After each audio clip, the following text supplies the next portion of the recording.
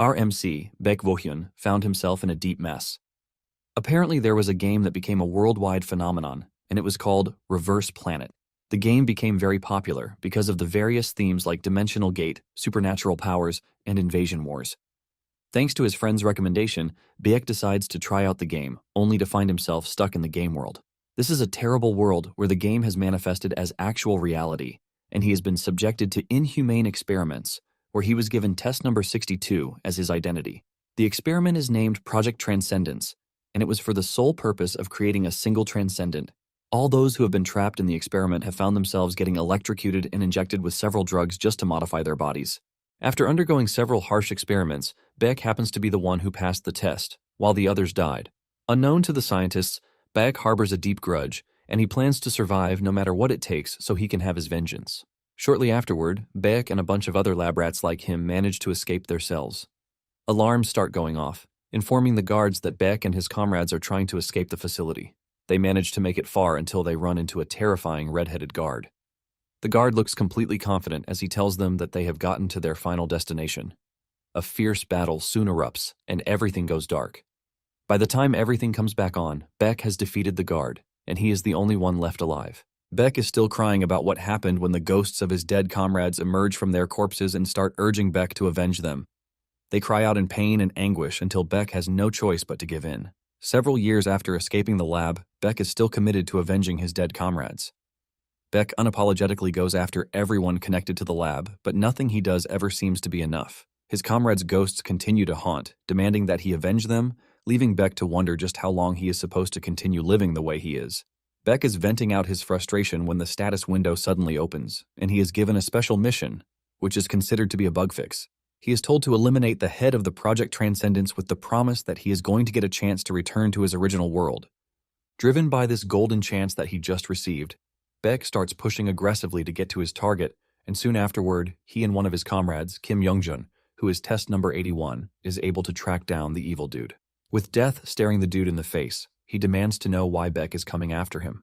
The manager talks about how Baek has managed to reach transcendence with a human body, which ultimately makes him a superhuman. The manager boasts that Baek is the most successful experiment of the program, and because of this, he promises to give Baek whatever he wants or desires. However, Baek lets the dude know that he is not interested in whatever he is offering as he prepares to end his pathetic life. Seeing just how serious Baek is, he starts screaming again, telling Baek that everything is not going to end with his death. He threatens that the League of Enterprises that he works for never forgives anyone who has crossed them. He threatens that Baek's friends and family would suffer, but Baek ignores him and cuts his throat, ultimately ending his life. Youngjun screams at Baek for killing the dude when they still have things to ask him. While Youngjun is busy screaming out his lungs, Baek is staring at the status window. To his surprise, he is informed that the mission is complete, and he is asked if he would like to return to his original world. Baek's eyes light up in hope when he realizes that he can finally return to his world the moment he presses the yes button. Just as he is about to press the button, his dead comrades appear to him again, demanding to know what he wants to do with them. They start begging him to avenge them by killing everyone involved. However, Baek is tired of everything already, and he knows that he might not get another chance to return to his original world if he misses this one. Baek then tells Youngjun that he is about to return to where he originally came from. But Youngjun assumes that Baek is talking trash, since this is not the first time he has said something like that. With a smile on Baek's face, he tells Youngjun to say sorry to the others for him, and he presses the yes button. Suddenly, Baek wakes up in his room, and it dawns on him that he might actually be back. He picks up his phone to check how much time has passed, but to his surprise, it is the same time that he got dragged into the game. He starts wondering if time didn't pass while he was stuck in the other world. He checks out the mirror to see that his scars and muscles are all gone, as if it were all a dream. However, he can clearly remember everything that happened, which makes him convinced that it wasn't a dream. He believes that there is no way the 10 years he spent in the other world is a freaking dream. He is trying to understand what is happening when he gets a call from someone named Young Nayeon. He doesn't fully remember who the person is, but he knows that the name seems familiar. He answers the call, and a lady's voice yells at him from the other side, demanding to know why Baek has not been answering her texts. She also asks if Baek had forgotten about the plans they have for the night. Baek is confused, and he asks her what she means by this. Nayeon then replies that they are supposed to meet that night. She then promises to send him her location, urging him to show up quickly. After she hung up, it dawned on Baek that Nayeon was actually his closest friend, and in fact, she was the one who urged him to play the game. Beck starts to wonder if she was the one behind what happened, but he doubts this is the case because he still remembers the type of person Nayeon is. He decides to meet Nayeon so that he can confirm if she is truly involved or not. Not long after this, Beck meets with Nayeon, who is so excited to see him. Apparently, this is their first meeting since Beck got admitted. Nayeon then asks him if he is up for a drink, but he refuses because he is scared that he might just do something terrible if he gets drunk.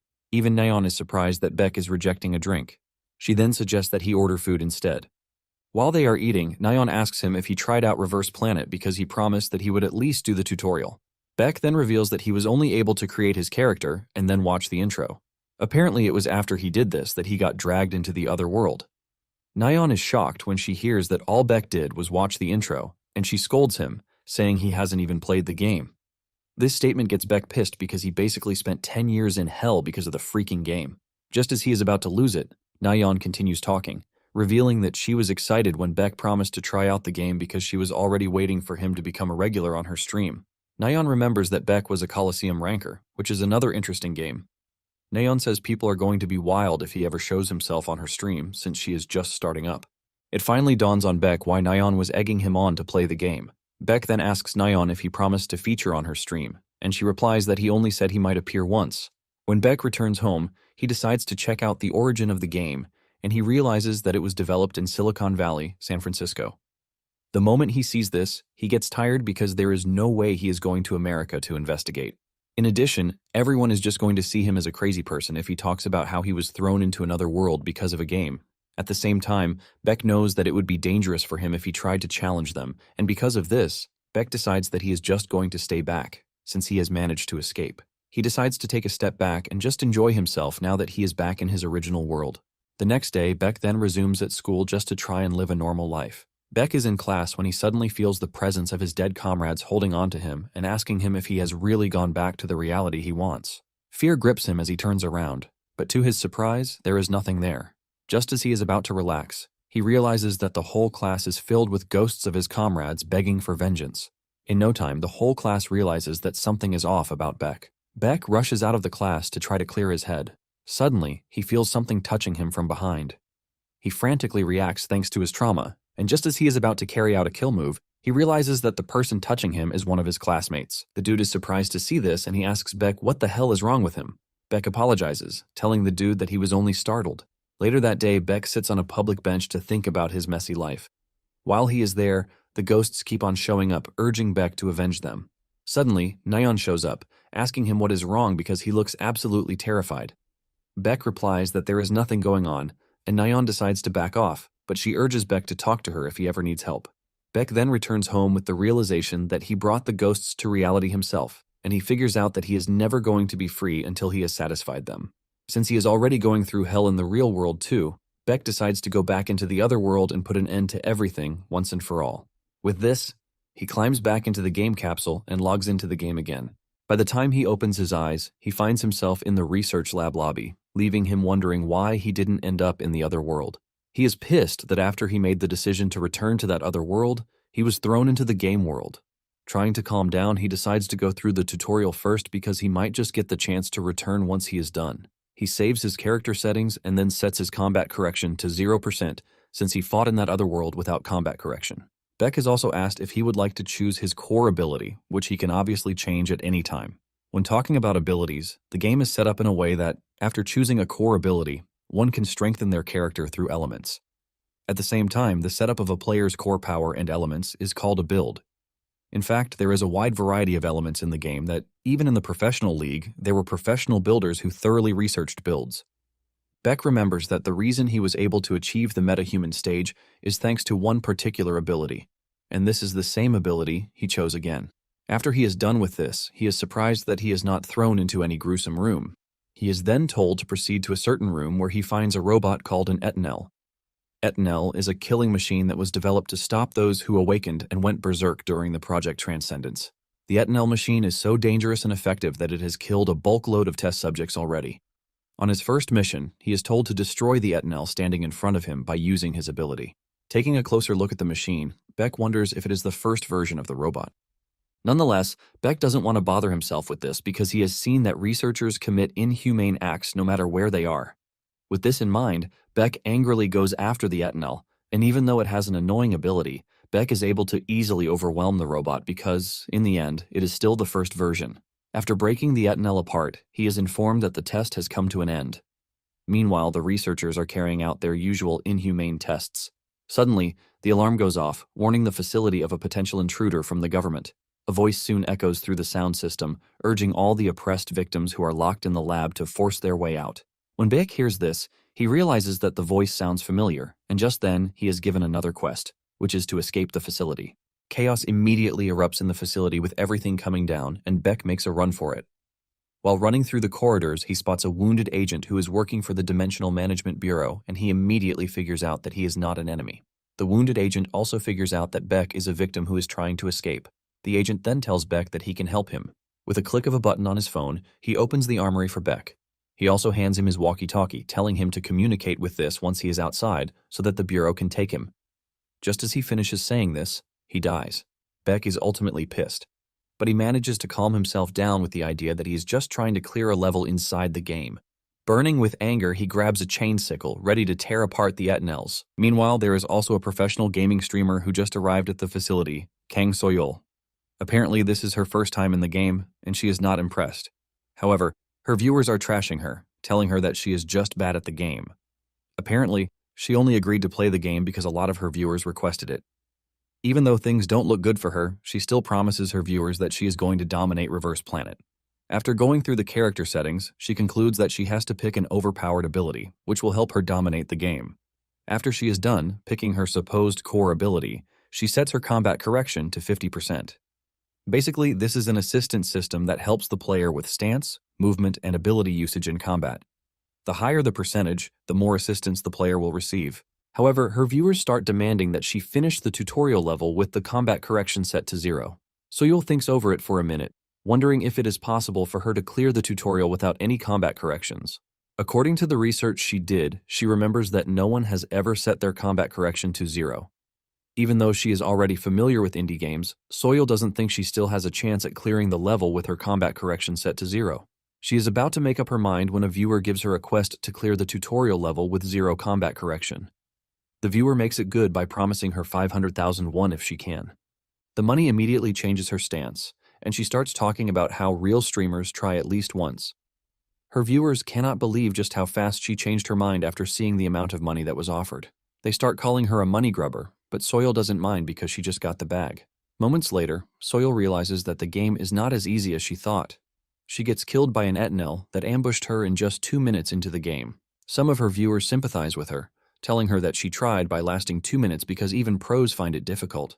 Basically, most of the viewers believe that the quest wasn't created for people to defeat the Etenel, which is why they believe that there is no way someone would clear the tutorial level with no combat correction.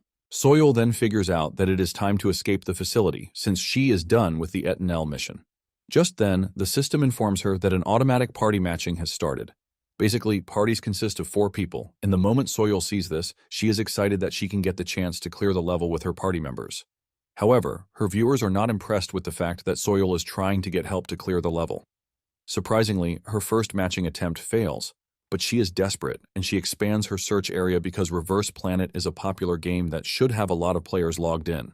One of her viewers then tells her that the matching will not work because the system will only match her with people with the same combat correction percentage as her.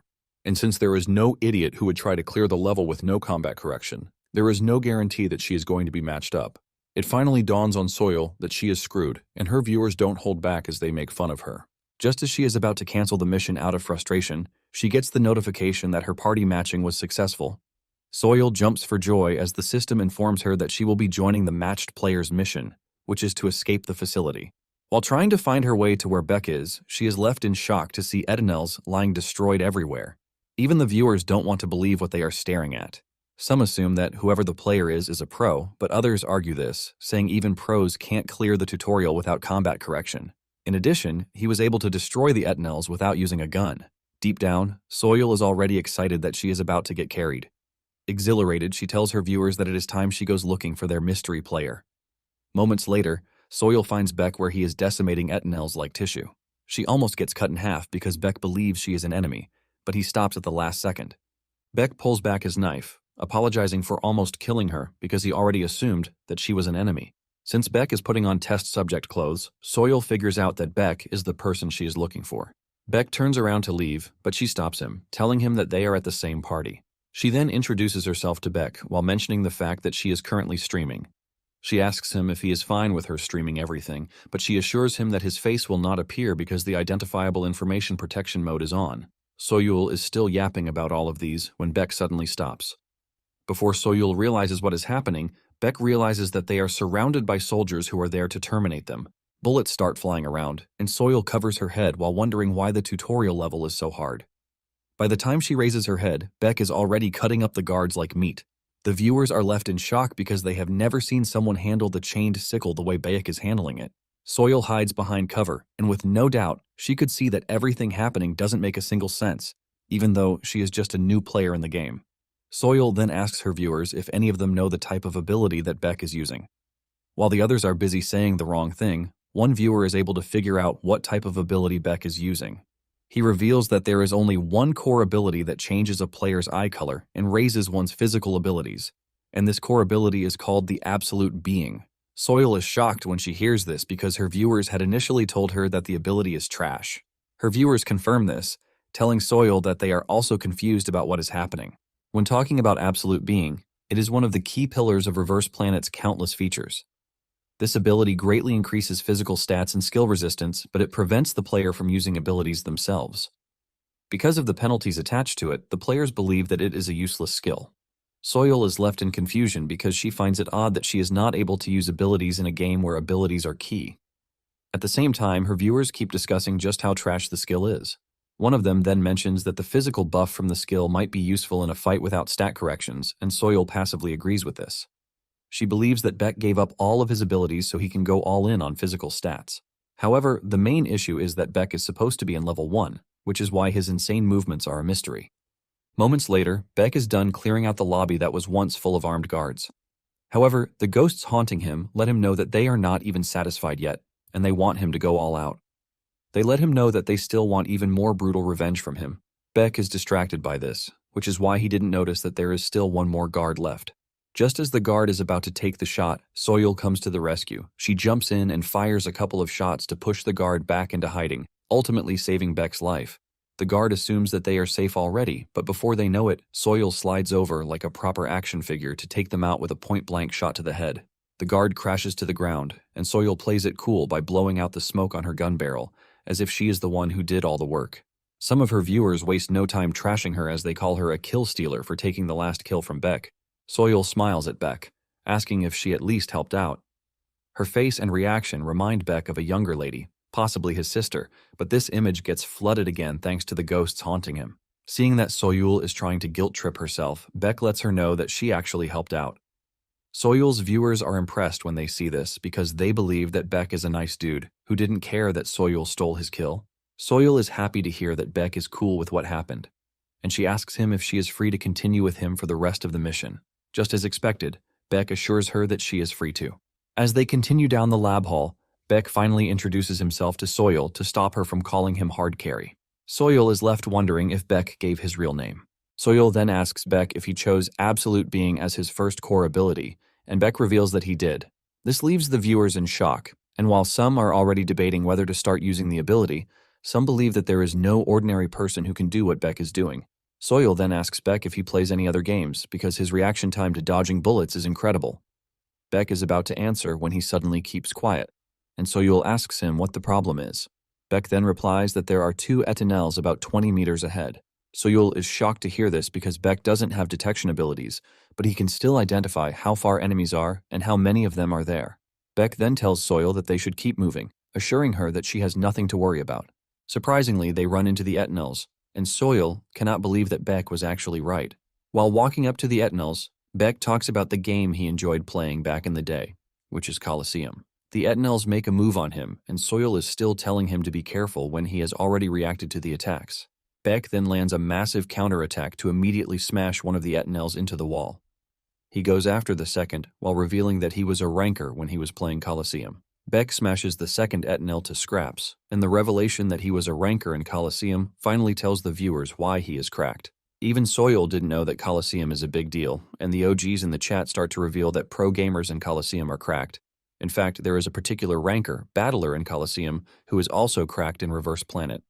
When Soil hears this, she opens her mouth in shock because Battler is the biggest player in the Reverse Planet pro scene.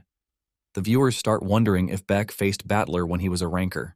They also waste no time imagining what would happen if Beck faced Battler on the current stage. Moments later, they arrive at the tutorial's final mission, which is to defeat the redhead guard, who is the tutorial boss. Beck is surprised when he realizes that everything up until that moment is a tutorial. While staring at the tutorial boss, all he can see are the ghosts of his comrades, demanding justice.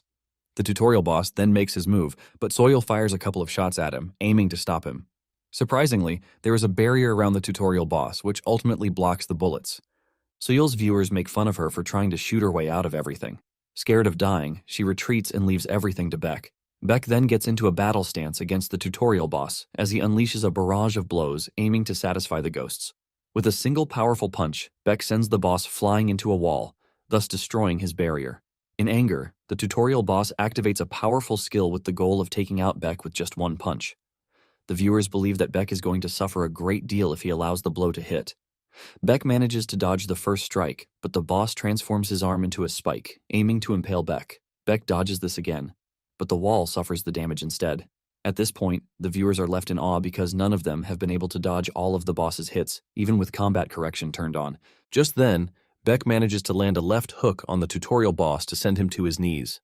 Once the boss is incapacitated, the ghosts appear again, urging Beck to tear the boss to shreds and kill him. With fear written all over his face, the tutorial boss starts asking how it is possible for a test subject to be that powerful. Beck then replies that it is all thanks to him.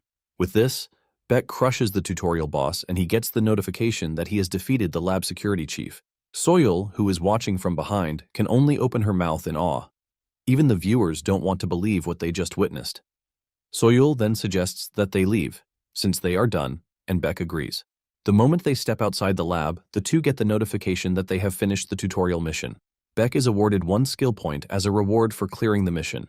Soil then asks Beck if he is going to continue with the quest that day, but he says no.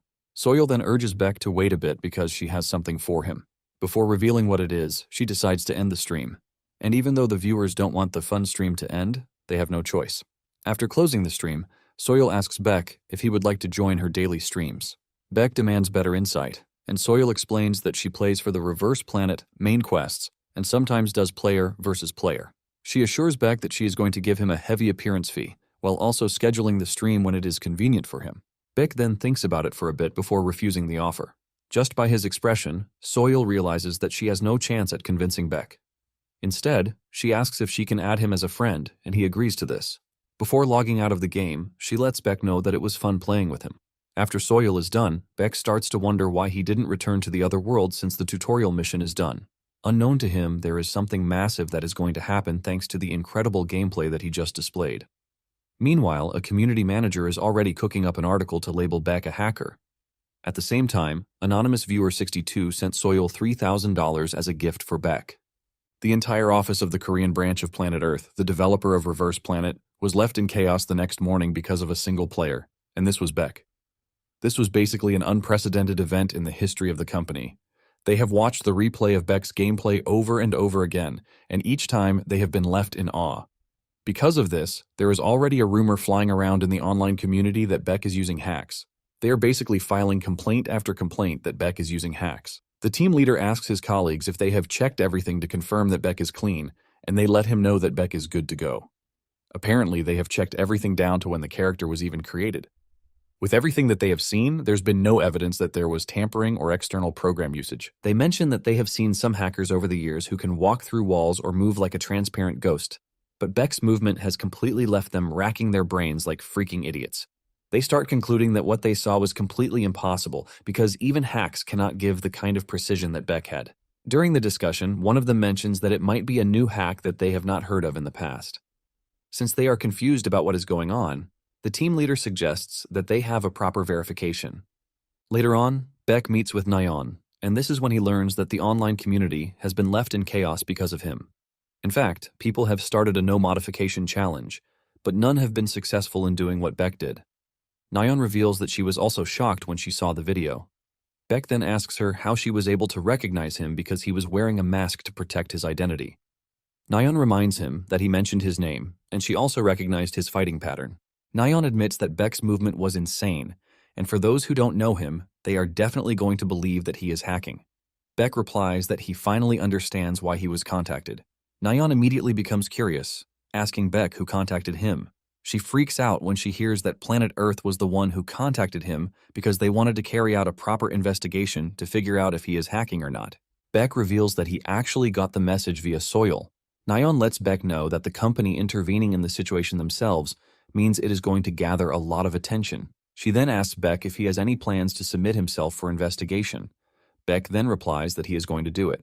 This is because he knows that this might be his only chance to get on the inside and find out what exactly is going on. Nayeon commends his decision, telling him that it is better he clears the air rather than having the title hacker slapped on him everywhere he goes. Beck replies that he doesn't really care about that, but he is still going to do it anyway.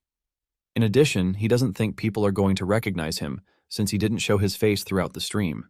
Nayeon then lets him know that even with the fact that he has a different appearance, his fighting style remains unique. She adds that pros don't even fight without abilities the way Beck does. She mentions that pros usually have their identities leaked out because of their fighting style. Beck is surprised to hear just how obsessive people are. Nayeon then tells Beck that it is a good thing that he is going ahead with the investigation, because Soil would have been the one to get roasted for it. Beck is surprised to hear this because Soil doesn't even know her, but Nayeon tells him that the mob doesn't really care about that. She reveals that they are going to come after him first, but they are going to end everything on innocent Soil. Realizing just how delicate the situation is, Beck texts Soil, telling her that he is going to cooperate with the investigation. Soil is exhilarated when she gets the text because she knows that her viewership is going to skyrocket with the hype that comes with Beck's participation. Without wasting time, Soil sends out a message to her viewers about an upcoming stream to clear Beck's name. 4 days later, Beck meets with Soil in the game. Soil apologizes for the stress that Beck is going through because of her, but he assures her that he has no worries about this. Beck then asks Soil if she doesn't suspect him. Soil replies that she saw his movements that day, and with what she saw, she believes that people's claims are weak. Deep down, Soil could see that Beck appeared like a deranged killer, and there was no way a hacker would have that kind of expression. Instead of telling him this, Soil just tells him that she is following her instincts. With Beck's permission, Soil then starts the stream. The viewers are all excited the moment Soil comes online because they have all been waiting. They are all waiting to see if Beck is truly hacking, but some promise to stay neutral until the investigations are complete. Soil almost loses her mind when her viewers count jumps to 10,000 in just a minute.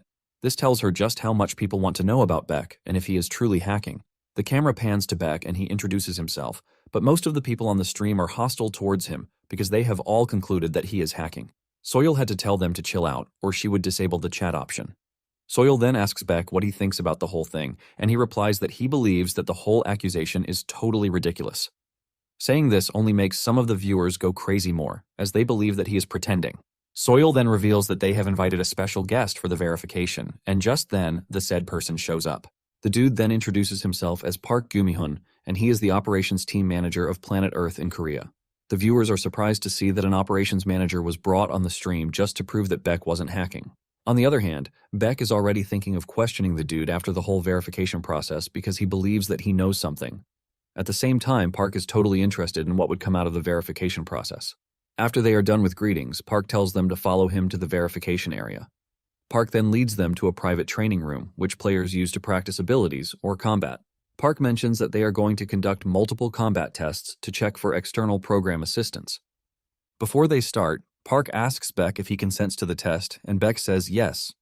With Beck's approval, Park unveils a new type of bot, which is a mid-tier bot. This comes as a shock to the viewers because the mid-tier bot is way stronger than the Etinels at the tutorial level, and they believe that there is no way Beck is defeating something like that.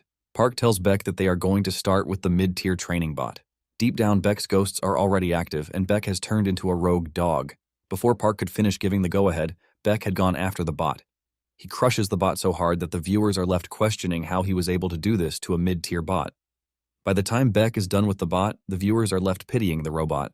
Park stares at the analysis tablet in his hands, and he can clearly see that there is no sign of a hack anywhere in what just happened. Beck finally lets go of the bot to tell Park that he is done. Park can clearly see the bot dismantled, so he knows he is done, and he tells Beck that they were not able to detect any external programs in the battle. He then claims that the verification duration was too short, and he asks Beck if he would be willing to fight in the method that they specify. Beck says yes, and he knows that they are trying to figure out if he is not using an autopilot cheat. Talking about an autopilot cheat, it is a fundamentally proxy control system operated by a program. Due to this, it cannot perform combat exactly as the user wants. This means if one decides in advance how they are going to win the fight and fight according to the plan, one can prove that they are not cheating. Park then tells Beck that he is going to have to slash the heads of 3 intermediate training bots with his chain sickle, and Beck agrees to this. Park is surprised that Beck agreed to this even though it is completely disadvantageous to him. Without wasting time, the bots are unleashed, and their first coordinated attack forces Beck to jump backwards to dodge. However, his counterattack takes off the heads of the bots all at once. While Park is staring in confusion and disbelief, Soil is rejoicing because everything is working out in her favor. Even the viewers are left in shock, and some think the chain sickle is broken, but others disagree because they know that the wielder is the only one who can bring out the true potential of a weapon. Even at this point, Park knows that he has collected enough data for verification, but deep down, Park wants to know if Beck can win against the advanced level training bot with only one core ability. Even though he is pretty aware that he is being greedy, he still wants to know. Park then tells Beck that there is one more test. Just then, a scary bot emerges into the training room. The viewers are surprised and pissed that Park is crossing the line. However, they also know that the organization has no choice but to acknowledge Beck if he manages to win against the bot. The advanced bot is pretty dangerous because it is the later and improved version of Etanel, but seeing the bot only increases Beck's bloodlust. Beck can also see the bot giving him an annoying smirk, and this increases Beck's urge to finish off the bot. The bot then makes the first move as it comes after Beck, unleashing a series of scary blows. Beck manages to dodge all of them, and he admits that the bot is pretty dangerous. In addition, he is able to land a blow, which helps him to assess the hardness of the bot's body. Seeing that he can't damage the bot, Beck comes to the conclusion that he is just going to beat up the bot until damage builds up. Everyone watching is left in disbelief as Beck moves around the bot while delivering fatal blows to its body. Park is left dumbfounded because he didn't expect the bot to be on the losing side when it looked like the bot was the one winning the battle earlier. Realizing that Beck is just going to finish off the bot with the way things are going, Park quickly ends the session, telling Beck that he has collected enough data for verification. Soil then asks Park what the result says, and Park subtly replies that with everything, it has been confirmed that there is no external program involved whatsoever. To put it simply, Park clears the air, saying Beck is not a hacker. Chaos erupts among the viewers when they hear this. Some still don't want to believe that Beck isn't hacking, but they have no choice since the admin just cleared the air. Even the post that was accusing him of being a hacker has been taken down. Soil then proudly asks her viewers if there is anyone who still doubts Beck or believes that he is hacking. Her viewers reply in unison that they don't doubt him anymore.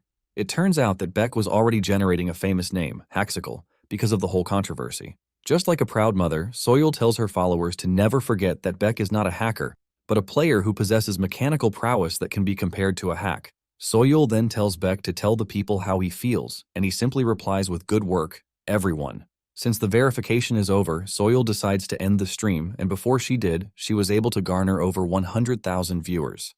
Soil thanks Beck for agreeing to show up in her stream, and Park also thanks Beck for willingly accepting the company's verification request. Beck lets him know that it wasn't a big deal. Just as Park is about to leave, Beck stops him, telling him that he has one thing to ask him. Beck then asks him if the game has ever suffered a bug like someone getting stuck in the game for a very long time. Park then tells Beck that he hasn't heard about something like that before, because if it happened, the whole game wouldn't have been popular the way it is. Beck agrees with him, and once they are done, Park logs out of the game. After he is gone, Soil asks Beck if it would be okay to contact him later because she is planning to share the stream revenue with him. Beck then replies that Soil can call him when she wants. Deep down, Soil knows that she can't just let Beck go easily because he is a living, breathing clip farm. Soil knows that she can't tell Beck to come on her stream again because he only accepted this time around because he needed the chance to clear the air. Trying not to ruin their relationship, Soil decides to take a step back, and she tells Beck that she is going to call him next time. After Soil is gone too, Beck expresses his disappointment that he wasn't able to get all the information that he needed. Just then, he gets a text from Neon telling him that she is going to meet him in the battle prep room. Moments later, they meet up at the prep room, and Neon asks him how the stream was because the community is going crazy. Beck replies that the lifestyle doesn't suit him because he would have to keep an eye on what the viewers are saying while he is playing the game. Neon immediately uses this as her opportunity to sneak in her plan. She asks Beck if he would prefer to play the game and not care about the viewers. She promises to set everything up, and she urges Beck to make his decision after he tries it. Deep down, Beck is not even interested in anything streaming, but he doesn't tell Nayeon yet. Nayeon then suggests that they engage in some player versus player action. This is a game mode where players compete against each other, and it is one of the two biggest game modes in Reverse Planet, along with the player versus environment mode. Beck is surprised to hear this, and he asks Nayeon if this is why she called him to the prep room. Nayeon affirms this, saying there is no way Beck leaves without playing Reverse Planet with her. Beck replies that he generally doesn't like the game, but Nayeon urges him not to judge just after playing the tutorial. She assures him that PvP is the core content of Reverse Planet. Beck remembers that the story mode, PvE, is similar to the other world, but everything in the PvP seems new. Realizing that there might be something different other than story mode, Beck agrees. Nayeon is happy to hear this, and she offers to explain the game mode to him. The first type is Showdown, where a player has a showdown against matched opponents. There are two modes in this, the 1 versus 1 and the 2 versus 2. In the end, the first to 3 wins the match. There is also Warfare, and this one allows the player to choose a game mode and fight in a team of 5. Nayeon then mentions that the mode that they are going to play is the Battle Royale. This is a mode that pits 100 people across multiple zones. Since it is Beck's first time, Nayeon suggests that they go with a team. She then tells Beck that he is going to need a build to play PvP, and she can recommend one for him. Beck replies that there is no need for this because he knows a good one already. This is basically a build that earned him the superhuman title in the other world. Beck tells Nayeon that she can go online while he gets his build ready, and she agrees. After he's done, Nayeon suggests that they start at the military base, where the high-ranking equipment is evenly gathered. Since high-level players flock to the area, it is not usually a good place for beginners. Nayeon then excitedly asks Beck if she can record the match to upload it on YouTube, and Beck agrees, while wondering why Nayeon is excited about the whole thing. Nayeon is the first to log in, and Beck follows after. He finds himself in the third-floor corridor, and the first guy he runs into suffers the most surprising death. The announcement goes off, and Nayeon is surprised that Beck has gotten a kill already. In no time, Beck has racked up a bunch of kills, leaving Nayeon in total disbelief. In no time, Beck has cleared out an entire area, which is even more surprising to him. Believing that he is done farming, he decides that it is time to get out. Suddenly, he gets a call from Nayeon asking for help because she is surrounded. Beck quickly checks the map to see where she is. He realizes that it is far, but he still lets her know that he is on his way. He asks her where in the building she is located, and she replies that she is on the 3rd floor's rooftop. However, she urges Beck to be careful because she believes that every floor below her has someone in them. Moments later, Beck shows up at the building, and he dashes past the players, giving them little to no chance. One of the players looks at his comrade get eliminated right in front of him, leaving him shaking in fear. He starts wondering if Beck is using a dexterity build among the physical type builds. The player then puts everything he has into his next attack, as he unleashes a massive blast to try and get Beck. However, Beck leaps into the air to dodge, and the next time the player sees him, Beck is already onto him. He screams out when he realizes that he is screwed, and Beck cuts his neck with his dagger. After this, Beck continues unleashing his terror upon the rest of the players he meets on the way. The moment he arrives at the gate of the building, he informs Nayeon. Nayeon is surprised to hear this, and she asks if she should come down, but Beck urges her to stay where she is. Before opening the door, Beck already figures out that there are 5 players lying in wait to ambush him. With this in mind, he steps into the room with a calculated counterattack in mind. The first dude comes charging at him from behind the door, but Beck is more than ready. Beck easily stops the dude by grabbing his knife and then delivering a fatal blow to his chest to finish him off. Beck then figures out that he has to be fast if he wants to get to Nayeon. Without hesitation, Beck dashes into the building and he takes down a bunch of players along the way. Nayeon can see all of Beck's activities, and she can't believe that he is single-handedly dealing with the players. Suddenly, Nayeon senses a presence behind her, and she reacts in the quickest way. She throws a counterattack and almost cuts Beck before she realizes that it was him. Nayeon is surprised to see Beck get to her that fast. At the same time, Beck doesn't even think Nayeon needs his help because she looks like someone who can handle herself. Now that they are together, Nayeon tells Beck that she is going to get serious too, because she doesn't want Beck to take all the credit. Soon afterward, the two finish the game and come out on top. Beck records 25 kills and 7 assists, while Nayeon has 7 kills and 15 assists. After this, they still replayed multiple times, and each time the two won with Beck having the most kills. In the end, Nayeon expresses her shock that they were able to win 10 times in a row. She suggests that they end their game for the day because she is tired already, and Beck agrees. Deep down, Nayeon is already looking for ways to get Beck on her stream because he is a crazy killing machine. Nayeon then asks Beck if he can wait for 2 days without doing his main missions because she will bring him an official by then. Beck then replies that he is really not interested. In addition, he doesn't even care about the main mission. Nayeon is a stubborn one, and she urges Beck to listen to her because she is going to bring an offer that he can't resist. With this, Nayeon logs out of the game and Beck expresses his disappointment that he wasn't able to get any clue from the PvP mode either. That night, Soyeol is seen rolling on her bed because of how successful her stream was. She is so excited that she starts thinking of doing more streams with Beck. However, the problem is that Beck has already refused her offer. Soyeol then decides that it is time to get Beck's share. She then calculates how much they made, and she almost loses her mind when she sees the crazy amount. The next day, Nayeon calls Beck to another meeting. Nayeon shows Beck a PowerPoint that she prepared all through the night in an attempt to persuade Beck to change his mind. She designed the cover like a cat, and Beck cannot believe that this is what Nayeon spent the entire night doing. Nayeon then uses Beck's words against him. Since he said he didn't want to bother himself with what the chat is saying, Nayeon suggests that they make it a reality show. Beck is confused by this, and Nayeon explains that it is a format where multiple cast members gather in the studio to watch the recorded footage of other cast members. Nayeon tells Beck that he will be the one to play the game, while she handles communication. She assures Beck that he is free to bring in some professional casters if she believes that only she is not enough. Nayeon mentions that the profit will be in a 6-to-4 ratio, which she considers a pretty good deal. Even with all of her explanations, Beck maintains his stance that he is not interested. However, Nayeon is not ready to give up as she tries telling Beck the amount of money that can be gained from streaming. She then asks him if he has gotten his share from Soyeol. This is when it finally dawns on Beck that he got an email from Soyeol that morning, but he hasn't checked it because Nayeon called him. Beck decides to open the mail in Nayeon's presence, and when they check it, Nayeon almost passes out when she realizes that Beck's first share is 6 million won. Also in the message, Soyeol tells Beck that she received a funny donation message and she shared it with Beck. While Nayeon is freaking out about the money, Beck is wondering what the message is. Beck then opens the message, and this is when his reaction changes. It turns out that an anonymous viewer 62 has been donating money with a message attached to it. The first one is to tell Beck that it is good to see him again. The second message is asking Beck how he feels coming back to reality. He also adds that he has a special mission for him, and the fact that he would like to see him whenever he is streaming.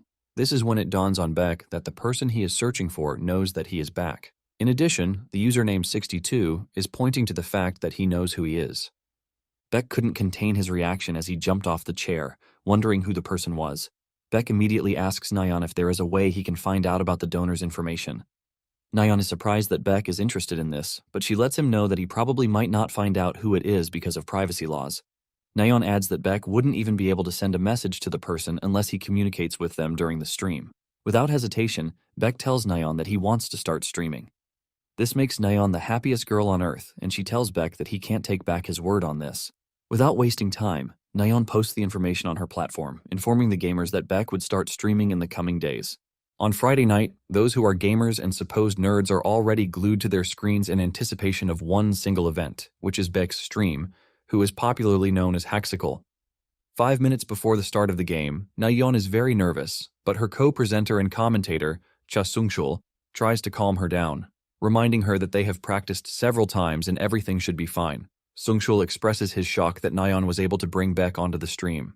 Apparently, Sung-chul only agreed to appear on the show when he learned that Beck and Nayeon are friends. Once Nayeon calms down, she starts the stream, and they welcome the viewers on board. Without wasting time, the viewers are already asking for Beck to be brought on board. Nayeon admits that she can understand their frustration about not seeing Beck right away, but she assures them that they are not going to be disappointed because Beck is already in the game and waiting. The moment they set their eyes on Beck, the chat goes wild.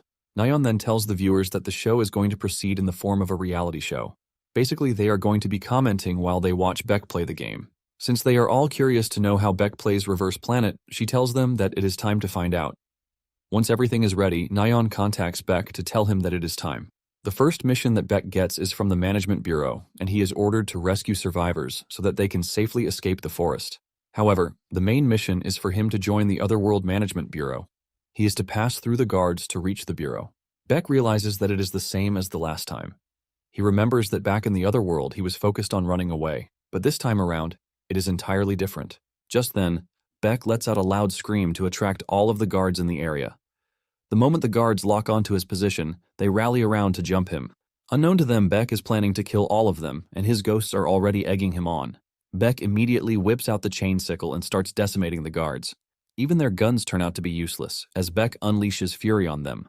Two tries to jump him from the sides, but he catches them with the chain sickle and finishes them off. Without breaking a sweat, Beck turns the guards into fools as he trashes them. Even Nayeon and Sungshul are left in shock because this is not the game that they know. Sungshul confesses that he has never seen a player like Beck before since he started his career as a Reverse Planet commentator.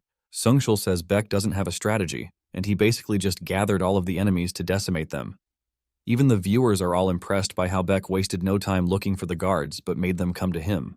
One of the viewers then donates 50,000 won, talking about how broken the absolute being skill is because it doesn't appear like it has a cooldown. Nayeon then asks Sungshul what he thinks about the absolute being skill. Sungshul explains that absolute being is not overpowered like they think it is, because most skills have their own unique cooldowns. Due to this fact, it might appear that Beck's build is too overpowered, thanks to how he is using it. However, absolute being only enhances the user's physical abilities, but doesn't affect battle intelligence or weapon proficiency. In addition to this, Sungshul mentions that Beck is not even using any buffs. Sungshul then drops his conclusion, revealing that with everything he has seen, he could categorically say that Beck would be able to fight this way in real life if he possessed the same physical abilities. To put it simply, only Beck can bring out absolute being's true potential.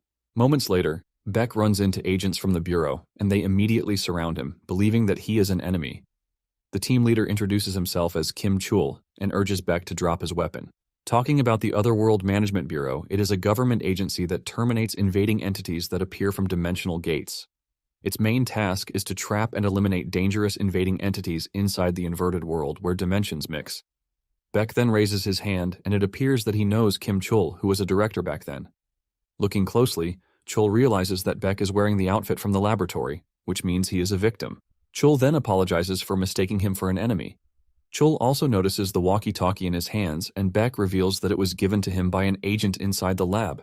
Kim Chul expresses his sadness that the agent died, and Beck realizes that Kim is just as he remembered him in the other world.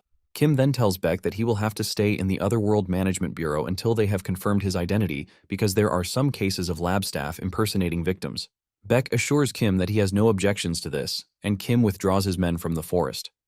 With this, Beck completes his mission to meet up with the Otherworld Management Bureau, ultimately earning him a level up and 1 ability point.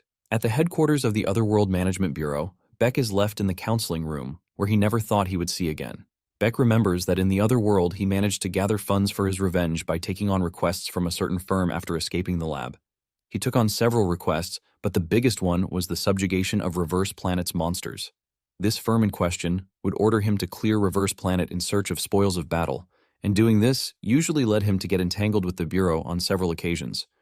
Apparently, there were times when they cooperated on subjugation missions, but there were also times when conflicts arose, and they would end up pointing their blades at each other.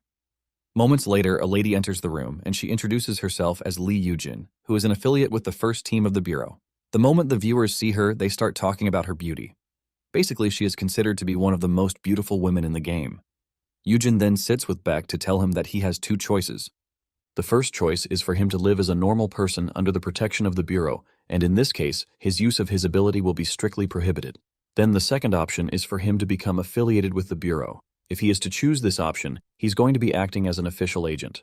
After some basic level of training, he will be sent on missions as long as the Bureau concludes that he is ready.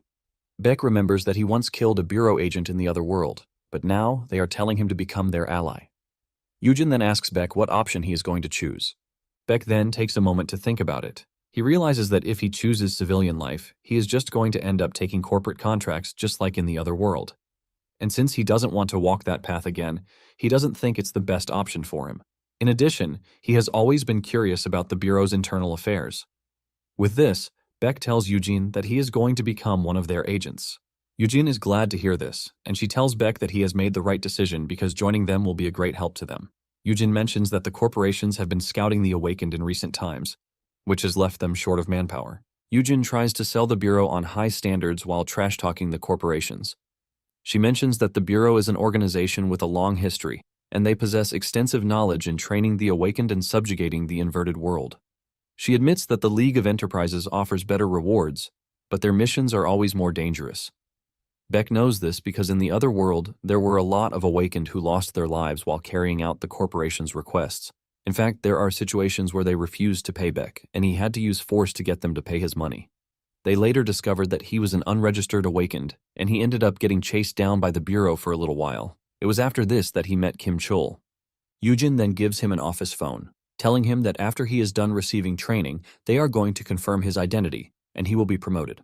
She adds that this is when his team will also be decided. Yujin shamelessly tells him that she wishes that he gets dispatched to Team 1 because this is her team. Beck assures Yujin that this is his wish also. Apparently, Beck feels he is indebted to Yujin because of the other world. It turns out that Yujin was the one who raided the lab, which gave him the chance to survive. Once they are done with their conversation, the two end up shaking hands. Nayeon is shocked when she sees this because it is very strange for NPCs to have such natural conversations. Even Sungshul is left wondering how this is possible. Yujin only asked Nayeon programmed questions during her own time, which is why she is very surprised. Sungshul then mentions that Yujin appears to be a fully adaptive AI. For those who have no idea what a fully adaptive AI is, it is an NPC that can fully respond to any situation request. Unlike existing NPCs, it can also communicate freely and seamlessly. It is basically a program that takes too many resources, which some believe could never be implemented in an online game. Nayeon then mentions that there is the possibility that the developers have solved the resource issue. Sungshul doesn't agree with this because he believes that the developers would have advertised it to make the game even more popular. To Sungshul, he believes that one has to meet a certain condition to unlock the feature. Sungshul assumes that the minimum requirement for this is most likely starting with no combat correction because this is the only difference between Beck and the other players. Nonetheless, Nayeon is pretty sure that this will stir up some heat, and Sungshul reveals his excitement to see what planet Earth is going to announce. At the same time, Nayeon is already thinking of bringing a huge figure to the show, and this is someone who is interested in the Reverse Planet storyline. After Beck is done with Yujin, Nayeon ends the stream, urging the viewers to join her on the next one, which will feature the player versus player mode. Later on, Beck is seen in the battle prep room, wondering why Anonymous 62 didn't make an appearance. Apparently, he had also informed Nayeon to let him know if Anonymous 62 makes contact. Since Nayeon hasn't ended the stream, he figures out that she still wants him to continue. Moments later, Nayeon comes back on, telling the viewers that the next thing on their list is player versus player, and the day's content is going to be a showdown. Nayeon lets the viewers know that this is Beck's first time playing the mode, which means he is going to be starting in the normal league. Basically, there are a total of 8 ranks in Reverse Planet. There are Bronze, Silver, Gold, Platinum, Diamond, Master, Grandmaster, and Contender. To get the Bronze rank, one has to win 10 times in the normal league. With previous stats, it takes a professional player about 30 minutes and an average player about 2 hours to clear this.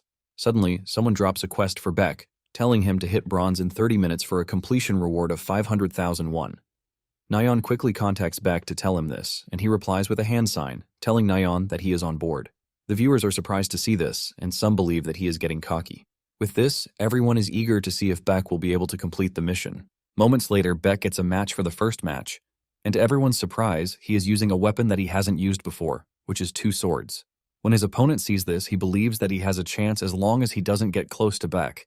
Just as the match begins, the opponent tries to unleash his attack, but Beck vertically cuts him in half before he can move. In no time, Beck moves to the next round, and the moment this player sees Beck, he can immediately figure out that he is overpowered. Without hesitation, he pulls out of the match, giving Beck his second win. Beck then proceeds to the next match, and just like before, he defeats the dude pretty easily. Before they realize it, Beck has won 10 games in a row in just 20 minutes. Nayeon and Sungshul are left wondering what they just witnessed. They can't believe that Beck became Bronze rank in just 20 minutes. The chat also goes wild, talking about how Beck has managed to break all the pro records, and they immediately crown Beck the GOAT. Sungshul mentions that time is not the only thing that is impressive about Beck's record. Usually people run into problems when they have to face counters, but Beck didn't even care what his opponents brought to the match. During all of his matches, Beck showed a perfect performance throughout, making it a total domination. Just as promised, the dude who promised the money donated the money, since Beck completed the quest. Nayeon thanks the donor and lets her viewers know that she is excited to see just how Beck is going to perform in future matches. Just then, Sungshul mentions that it might be easy for people to stream snipe Beck, since they are streaming his gameplay. At the same time, Sungshul believes that it might not happen because it is hard to stream snipe someone. As if he jinxed it, a dude entered the arena, and the dude turned out to be a stream sniper. The dude starts trash-talking Beck, and he tells the viewers to keep their eyes on their screens because he is about to destroy Beck. Even though the dude is taunting him, Beck maintains his cool, and he only prepares to take on the dude. Nayeon takes the credit for this, revealing that she was the one who told Beck not to worry himself about things like this. In no time, the first round begins, and the stream sniper unleashes a massive amount of energy from his body before going after Beck. Beck had initially thought the dude would amount to something because of how confident he is, but in the end, Beck realizes that he is trash. Without breaking a sweat, Beck cuts him down, thus winning the first round of the match. The stream sniper is pissed when this happens, and since he has just 10 seconds for the next round to start, he decides to pull out his trump card so he can win. The moment he activates his secret skill, the atmosphere around him changes, and even Beck sees this. The stream sniper then comes after Beck, ready to tear him apart. Beck has no choice but to admit that the dude's attacks have gotten sharper and more efficient thanks to the skill that he used. The stream sniper shoots himself in the leg when he calls Beck a hacker and adds that he was only going easy on him in the first round. It turns out that Nyan had told Beck to brutally destroy anyone who calls him a hacker, and the stream sniper just found himself in the category. The stream sniper pushes Beck backwards, but he can clearly see that something has changed. Nonetheless, he tries to remain confident because he believes that he has the advantage. Frustrated with the lack of action from Beck, the stream sniper goes after him again, telling him not to act cool while calling him a hacker. This time around, Beck dashes past the stream sniper before he even knows what is happening. By the time he realizes it, he sees that Beck has already cut him. Without giving him time to react, Beck starts delivering several painful cuts to his body. The stream sniper gets mad and tries to do something crazy, but Beck makes sure that he has no chance whatsoever. In no time, Nyan and Sungshul realize that Beck is intentionally keeping the stream sniper alive because he wants him to suffer. Sungshul teases Nyan, telling her that Beck is simply following her suggestions. Even the viewers start commending Nyan, calling her a fearsome woman for creating a monster. Soon afterward, the stream sniper finds himself on his ass, asking Beck what kind of monster he is. Beck then throws his words back at him before delivering the final blow to win the match.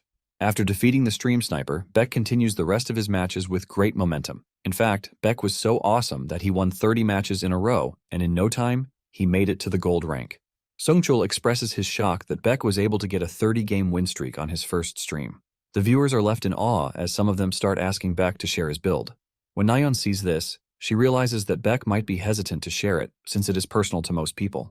Nonetheless, she decides that she is going to ask Beck. Nyan then asks Beck if he is fine with showing the viewers his build, and Beck tells her that he has no issues with it. Nyan excitedly tells her viewers that Beck has agreed to show his build. She then promises to post it on the forum after the stream.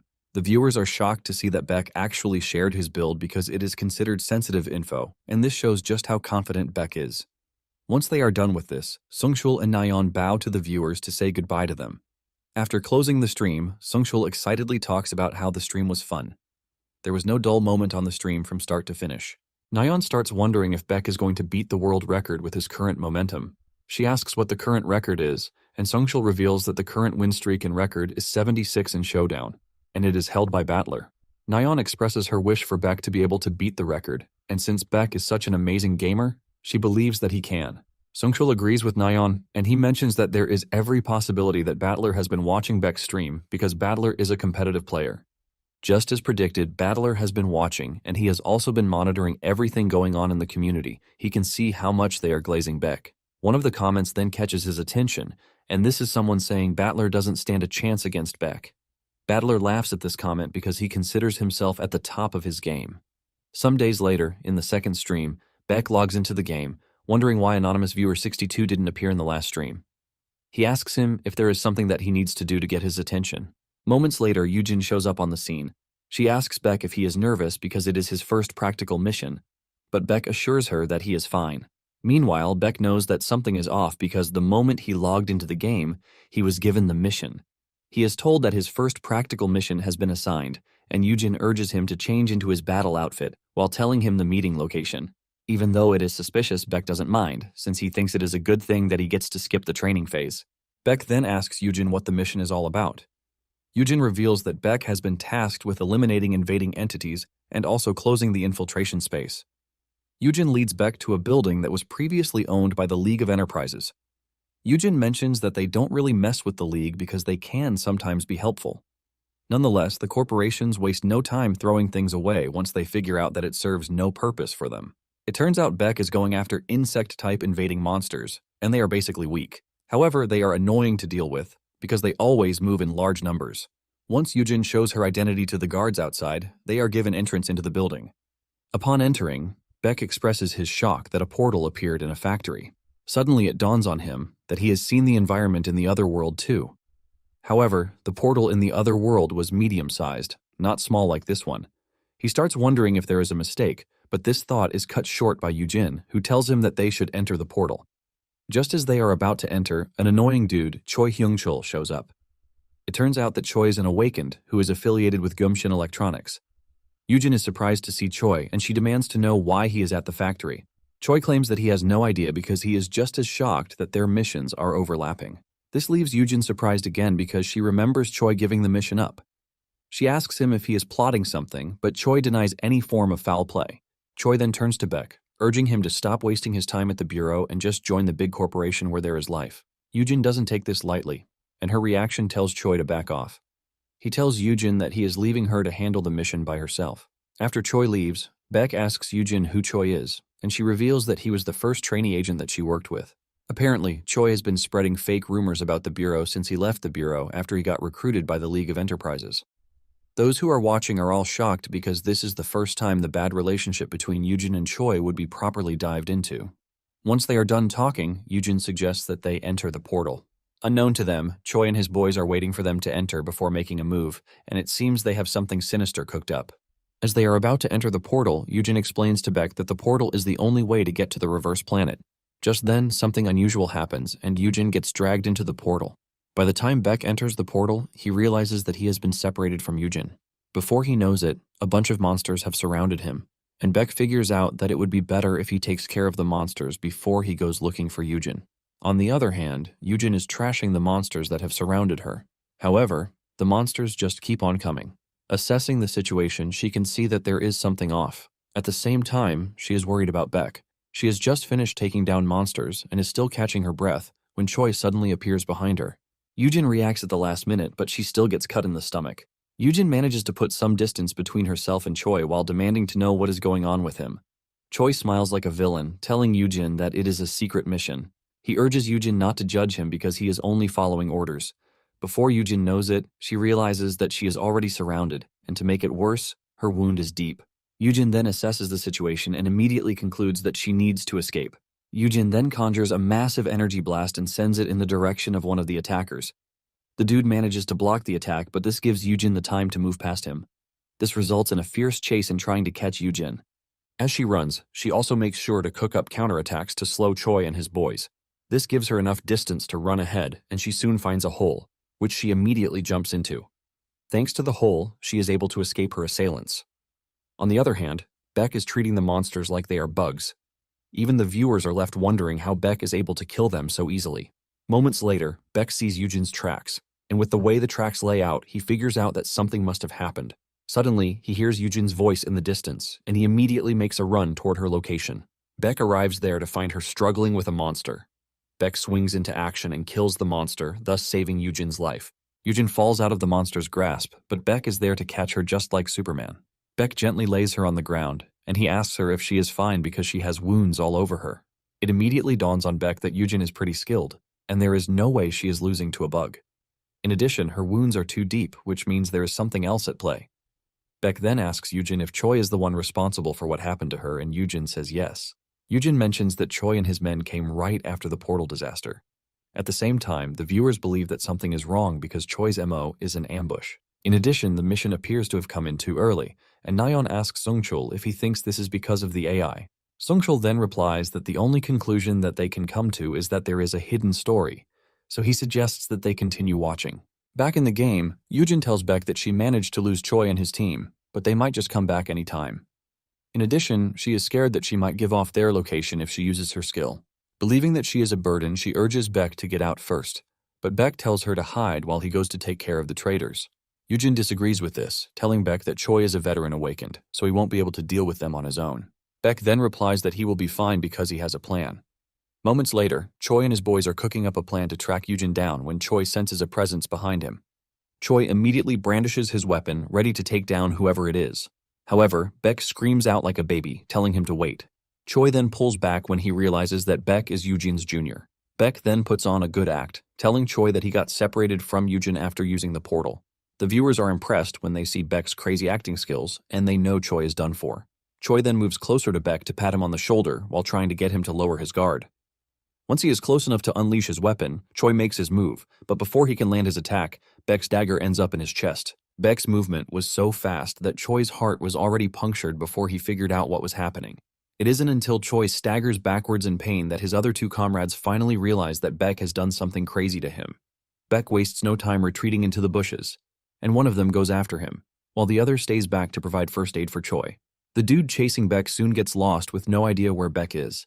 Unknown to him, Baek is staring at him from a treetop, and before he knows it, Baek has landed behind him. He doesn't even get the chance to react before Baek turns his neck into a funnel. Back at the original location, the last guy on the team is trying everything in his power to get Choi back up. Just when it appears that he is making progress, Baek's dagger comes flying out of nowhere, and it impales Choi right on the spot again, ultimately killing him. The last guy frantically stands up, demanding to know where his comrade who chased Baek is. He soon gets his answer when Baek shows him his comrade's sword, which only means one thing, and this is the fact that his comrade is resting 6 feet under. Annoyed, the dude unleashes his power and conjures stone spikes at Baek. However, Baek dodges his attacks. The dude then comes up with another attack, Earth Wave, shaking up everything in its path. Baek makes a run for it, and he easily kicks down a tree to use it as a shield. When the bad guy sees this, he has no choice but to admit that Baek is a monster. The dude then unleashes another deadly attack. Baek manages to dodge the first 2 strikes, but he fails to dodge everything, and he gets cut under his arm. Seeing just how dangerous the dude is, Baek goes on the offensive and he dashes toward the bad guy. Desperate to keep Baek away, the dude starts unleashing a ton of barriers to keep him away. However, Baek cuts everything down as he closes in on the dude. Before he knows it, Baek reaches him and slices his neck in an X shape. The last thing the dude says before dying is the word impossible because he can't understand how Baek was able to easily take him down. Everyone watching, including Nayeon, is left questioning their life existences because Baek literally just eliminated 3 hunting dogs. At the same time, some viewers complain about the quest's difficulty because Baek shouldn't be facing hunting dogs on his first mission. On the other hand, Baek is disappointed that he got injured while taking on the hunting dogs. With this, he concludes that there is still a lot that he needs to improve on because he is pretty weak compared to the other world. Baek then walks over to Choi's corpse to search it. On Choi's phone, he realizes that he was given a mission to capture or kill Yujin. He continues searching, but in the end, the message is all he can see. Baek then concludes that the Bureau will be the one to finish up the investigation. As a reward, Baek gets the Dagger of Sharp Return. For its first effect, the blade's cutting power increases slightly. And for the second effect, when the blade is thrown, it returns to the hand that threw it at the moment the user wishes. Baek also got the Bracelet of the Winner, and the first effect increases the wearer's ability power. The second power reduces the cooldown of the ability, but this only applies in player versus environment mode. Lastly, there is the Hermit's Necklace, and for the first effect, it can use shadow storage. The second effect can always put equipment items in the storage at any time, and this also applies only in PvE mode. Baek is impressed that he can already see the item's effects because in the other world, it was through multiple trials and runs. Baek then stores the items and realizes that he has to clear out the inverted world before Yujin's injuries get even worse. Meanwhile, Yujin found herself in front of a giant, scary monster called the Emperor Scorpion. Instead of getting scared, Yujin is thankful that the scorpion showed up at her place because she believes Baek would have died if he encountered the monster. Yujin then concludes that she has to take care of the monster on her own, and she cooks up a seemingly powerful attack. Before she even lands her attack, the scorpion crashes in front of her, shocking her. It isn't until she hears Baek's voice asking her if she is fine that she finally understands what is going on. She looks up to see Baek standing on top of the monster with his sword pushed into the monster's head. The chat goes wild as they commend Baek for saving Yujin on time. In addition, the viewers are impressed that Yujin stood up to an Emperor Scorpion even in her bad state. Just then, everything starts coming down, and it dawns on Yujin that Baek actually killed Choi and his men, and then cleared the inverted world. Baek then tells Yujin to hop on his back so that they can quickly exit before things get worse. Sungshul mentions that the two have to escape before they are swept away with the collapsing world. With Yujin on his back, Baek still manages to make it to the portal to return to the game world. After the meeting, Kim debriefs Baek, and he learns about the ambush. Kim is pissed that the corporations crossed the line, and he asks Baek what happened to Choi and his men. Baek casually answers that he already killed them, shocking Kim. Instead of asking how he was able to do this, he just moved past it, and Baek handed over Choi's phone. Kim thanks Baek for his help, and he tells him to go take a rest, while the Bureau takes care of the rest. Just as Baek is about to leave, Kim notices the bloodlust, and he urges him to calm down because he is still going to get another chance. With his mission complete, the system awards Baek another skill point, and he is asked to choose his second key element. Nayeon is commending her viewers for their support when she suddenly gets the notification that Anonymous62 has privately donated 3 million won with a message telling Beck that he has passed the first test. The message continues, telling Beck that there is a special mission for him.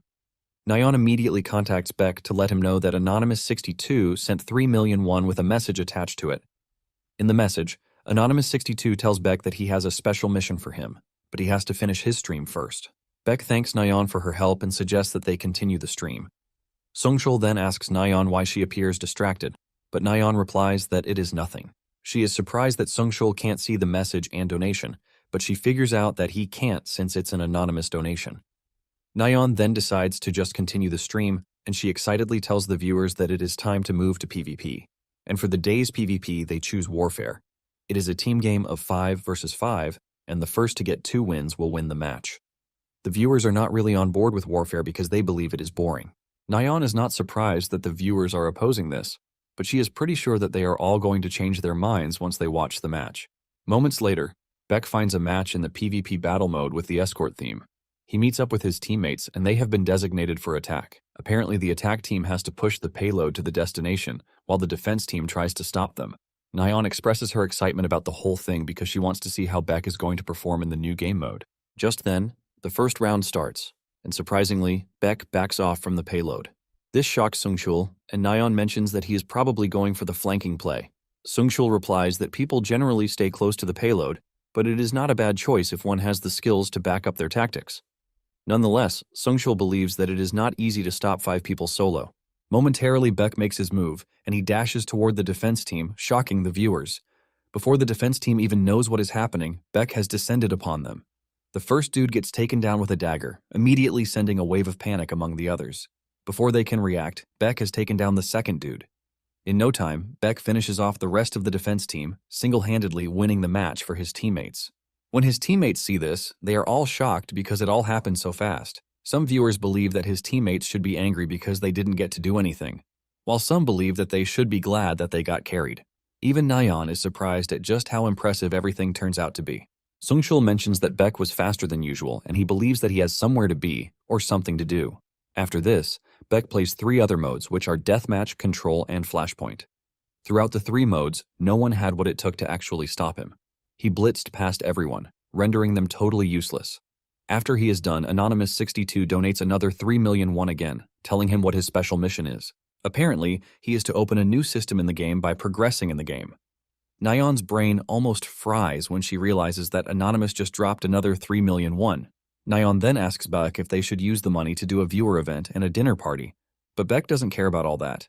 All he cares about is what Anonymous62 wanted him to do. Beck figures out that by progressing with the game, he has to continue with all the game modes.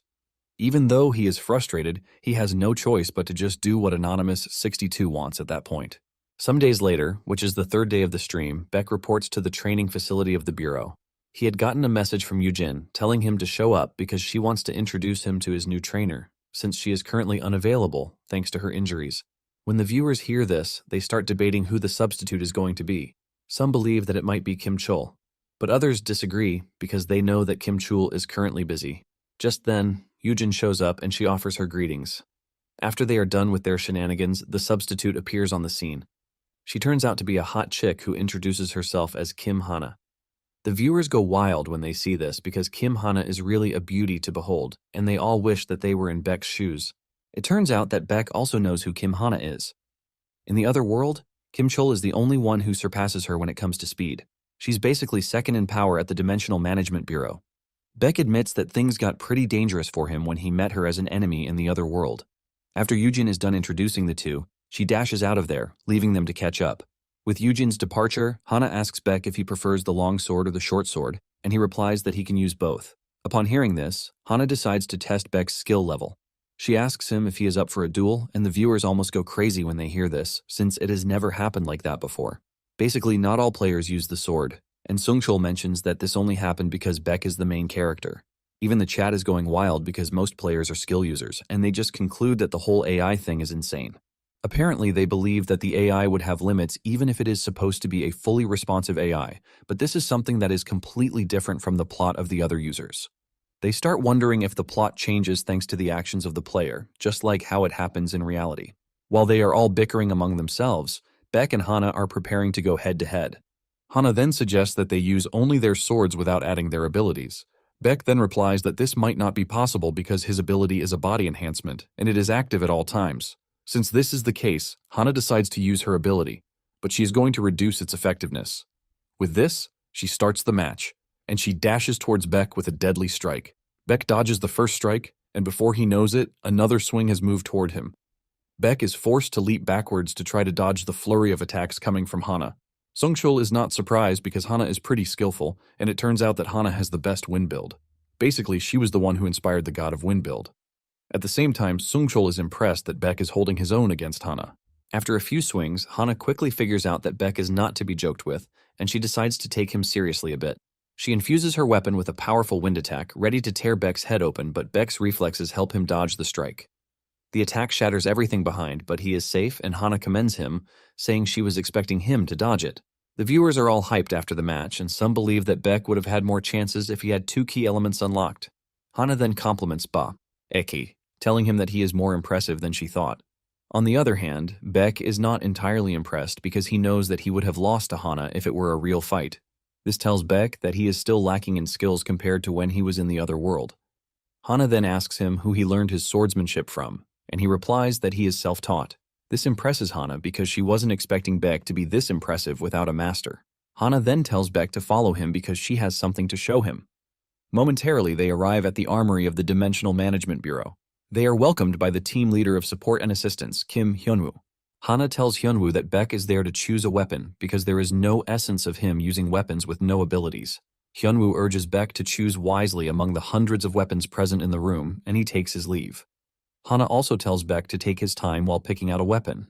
After looking around for a bit, Beck doesn't see what captivates him until he runs into a weapon, which he thinks is a bit okay. This weapon is the vampiric spear Dragos. For its first effect, it increases the cutting power of the spear blade, and the second effect absorbs the blood on the blade to heal the wielder. And for the third effect, it obtains control over blood. Beck is about to make his choice when his eye catches something. He turns around, and to his surprise, it is a black longsword called Soul Eater. For the sword's first effect, it is basically indestructible, and the second effect increases the cutting power depending on the devoured souls. For the third effect, it heals the wielder based on the damage that the Soul Eater deals. Apparently, it has other effects, but they are still sealed, and it is important to note that these effects only apply in PvE content. Beck is surprised to see the sword since it is supposed to be on the black market. He concludes that the sword originally belonged to the Bureau and someone must have stolen it. Beck is glad because he just ran into his favorite sword in such a simple place. Beck then tells Hana that he is going to choose the Soul Eater, and Hana tells him that she is going to process the transfer of ownership for him. When the viewers see this, they almost go crazy because all the players usually get a 2-option weapon at this stage of the game. Impressed by what they are watching, a viewer donates 1,001, talking about how Beck might have gotten the sword that will serve as the endgame once he unleashes all the effects. Sungshul then mentions that this isn't the first time that Beck has gotten a weapon he shouldn't have gotten early. He reminds everyone that the Hermit's necklace that Beck obtained in the last stream only appears after mid-game. Sungshul saying this finally jolts their memories, and they conclude that they overlooked it because they were invested in the interesting storyline. Sungshul then comes up with another theory saying the game most likely gives rewards strictly depending on risk. Basically, the harder the challenge, the bigger the reward. Nayeon agrees with him, saying Beck most likely got the necklace because he had to defeat the hunting dogs on his first mission. Sungshul agrees with this, talking about how Beck has been doing flawlessly up until that point. Nayeon then concludes that Beck getting Soul Eater is his reward for everything so far, and Sungshul suggests that they sit back and watch what happens. Later on, Hana finishes with the transfer of ownership, and she hands over the sword to Beck. Since Beck has just gotten a new sword, Hana immediately suggests that they go on a raid. Momentarily, they arrive at a portal, sitting at the top of a mountain. Basically, this is a portal where they are going to encounter wolf-type monsters, but they are still considered E to F rank monsters. Upon entering the portal, Hana lets Beck know that the monsters will be swarming them very soon. Even though the monsters are trickier to deal with, he is not worried because anything under B rank poses no threat to him. Since the monsters are going to come to them, Beck believes that it saves them the worry of searching for them instead. Hana then tells him that she's going to stay back and watch from the rear, but she is only going to intervene if things are about to go south. Beck then summons Soul Eater from the storage space, and just as expected, the wolves show up. A bunch of them jump at Beck, and he decides to swing the sword with his full power. Beck unleashes a powerful strike, which one-shots the monster. By killing the monsters, he managed to increase the sword's cutting power. Nayeon is impressed at how Beck is able to swing such a huge sword with precision. Meanwhile, Hana is left stunned because she recognizes the sword move that Beck just used, which is called the Heavenly Moon Slash. Without giving Beck a break, the elite monsters appear on the scene, shocking the viewers because the pacing is insane. The monsters rush at Beck, but he cuts them up pretty easily. Sungshul is surprised at how insane Beck's skill is, because there is no record of him learning the skills anywhere. Even Nayeon is surprised, and she concludes that Beck must have learned everything when he was playing Colosseum. Beck continues cutting up the monsters while swinging around his large sword. He gathers them in the same location and impales them at once, making things easier for him. Hana is blown away by how impressive Beck is while handling the sword and cutting up the monsters. Suddenly, Beck senses something in the woods, and he takes a defensive stance. Just then, a large, scary wolf known as the Silver Wolf, the captain of the wolf monsters, emerges from the woods.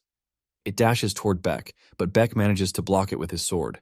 However, the force from the wolf pushes Beck backwards. Beck manages to free himself from the wolf's grasp, and he cuts it up a bit before jumping backwards to get into a better position. Even though the wolf is quite stronger than the other wolves, Beck is not worried one bit. Beck swings his sword horizontally, and it cuts the wolf in half, thus devouring the captain's soul. With this, Beck defeats all of the monsters, and Hana commends him, saying it is expected of the most anticipated agent of the Bureau.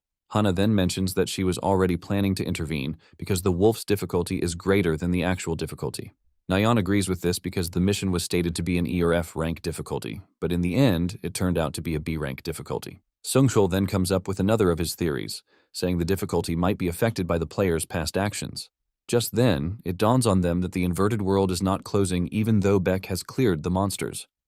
Hana tells Beck that they are currently encountering an abnormal phenomenon, and she suggests that they figure out the root cause of the abnormality. Momentarily, the two find an egg sitting in the middle of nowhere. Suddenly, the egg emits a bright light, and it starts to crack. Hana urges Beck to get ready because they can never predict what will emerge from the egg. Surprisingly, a puppy emerges from the egg, leaving everyone questioning what just happened because it has never happened before. The puppy walks up to Beck, and Hana talks about how abnormal it is that an otherworldly creature is not hostile toward humans. Beck asks if they should kill it, and even though it is the standard procedure, Hana suggests that they take it back to the lab because it looks cute. Beck agrees, and he grabs the puppy.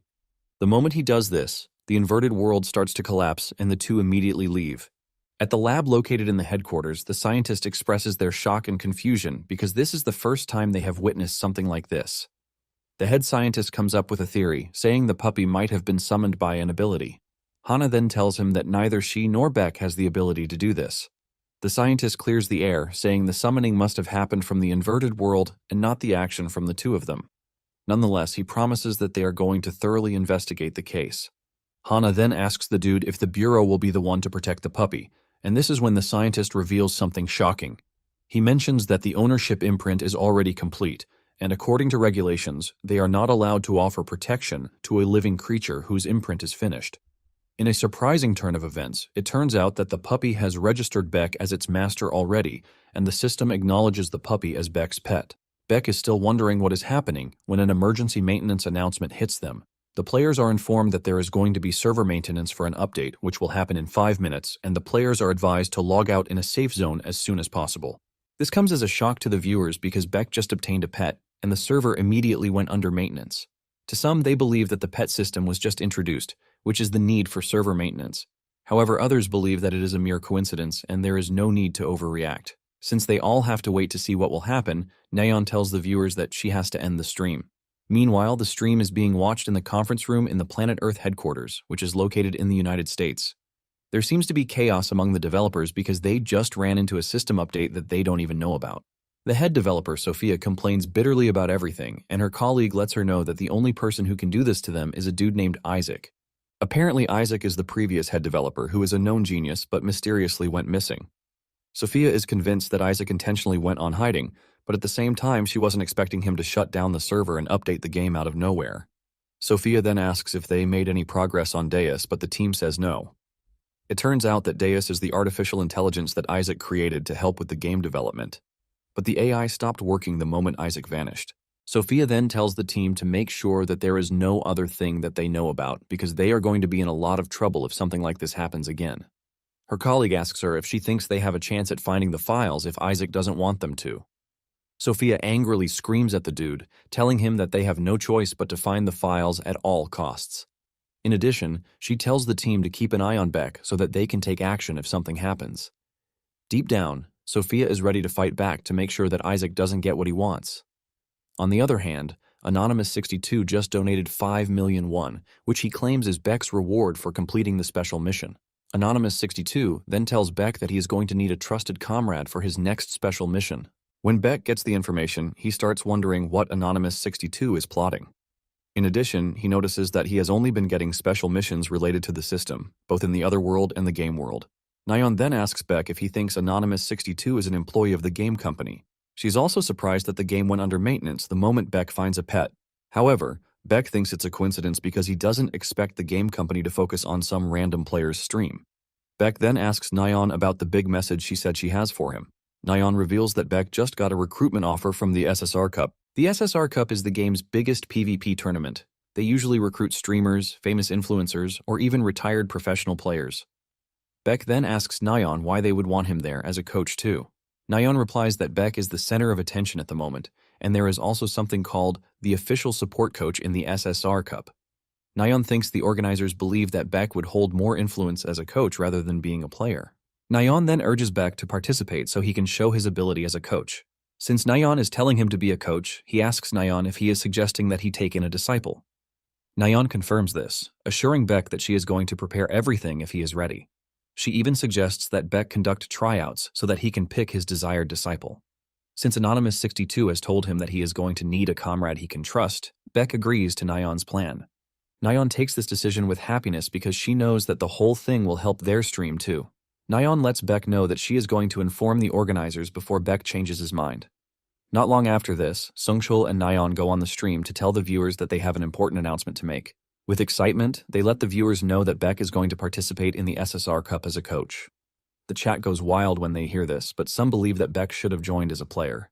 Sungchul also mentions that he is curious to see how Beck is going to perform as a coach because being a great player doesn't make a great coach. However, Nayeon mentions that Beck has to rank up first because his current tier is relatively low. Apparently, Beck is currently a gold rank in all 3 modes. Nayeon mentions that she and Beck played the Battle Royale mode together, and they won 10 games in a row. Since this is the case, Nayeon tells the viewers that Beck can start playing ranked right away. Suddenly, a viewer puts up a quest, telling Beck to get 40 kills or higher without using any weapons for a 3 million won reward. Just as usual, Nayeon almost passes out from excitement, and she quickly reaches out to Beck to let him know. The viewers are also excited to see what is going to happen, as they believe that Beck is finally about to lose a mission for the first time. However, Beck is not a coward, and he accepts the challenge. This leaves the viewers on edge as they try to see if Beck is going to pass the mission or not. Momentarily, Beck logs into the Battle Royale solo mode and he lands in the military base. He quickly figures out that there are about 19 players in the area, and since he is targeting 40 kills, he figures out that he has to be fast about it. Beck takes his stance and dashes forward, clipping the players as he moves. The viewers are left in shock because they can't even keep up with how fast he is moving. Beck's kill count just keeps on increasing as he one-shots the players he comes across. By the time Beck is done clearing out the outskirts of the military base, he has accumulated 18 kills already. Beck then figures out that the next location is the center. Soon afterward, the player count is reduced to just 2, which is Beck and 1 mysterious player. Beck tracks down the last player, who appears to be lost in thought. Beck tries to finish him off with a kick to the head, but the dude moves at the last second, dodging Beck's attack. Beck's attack crushes the ground, showing just how devastating the strike is. The viewers are surprised to see that the last player is actually fast because he managed to dodge Beck's strike. The dude then puts up his fists, ready to engage in hand-to-hand combat against Beck. This tells the viewers that the dude is probably using a body-enhancing build just like Beck. Surprisingly, the dude appears to be no joke too, because he has a total of 15 kills on the board too. On the other hand, Beck has 39 kills, and if he manages to defeat the last dude, he is going to get the 40 kill count. Momentarily, the fight between the two ensues, and Beck throws his fist toward the dude's head, but he dodges. The dude launches a counterattack, but Beck manages to block the strike with his elbow. Beck then jumps kick the dude, pushing him backwards.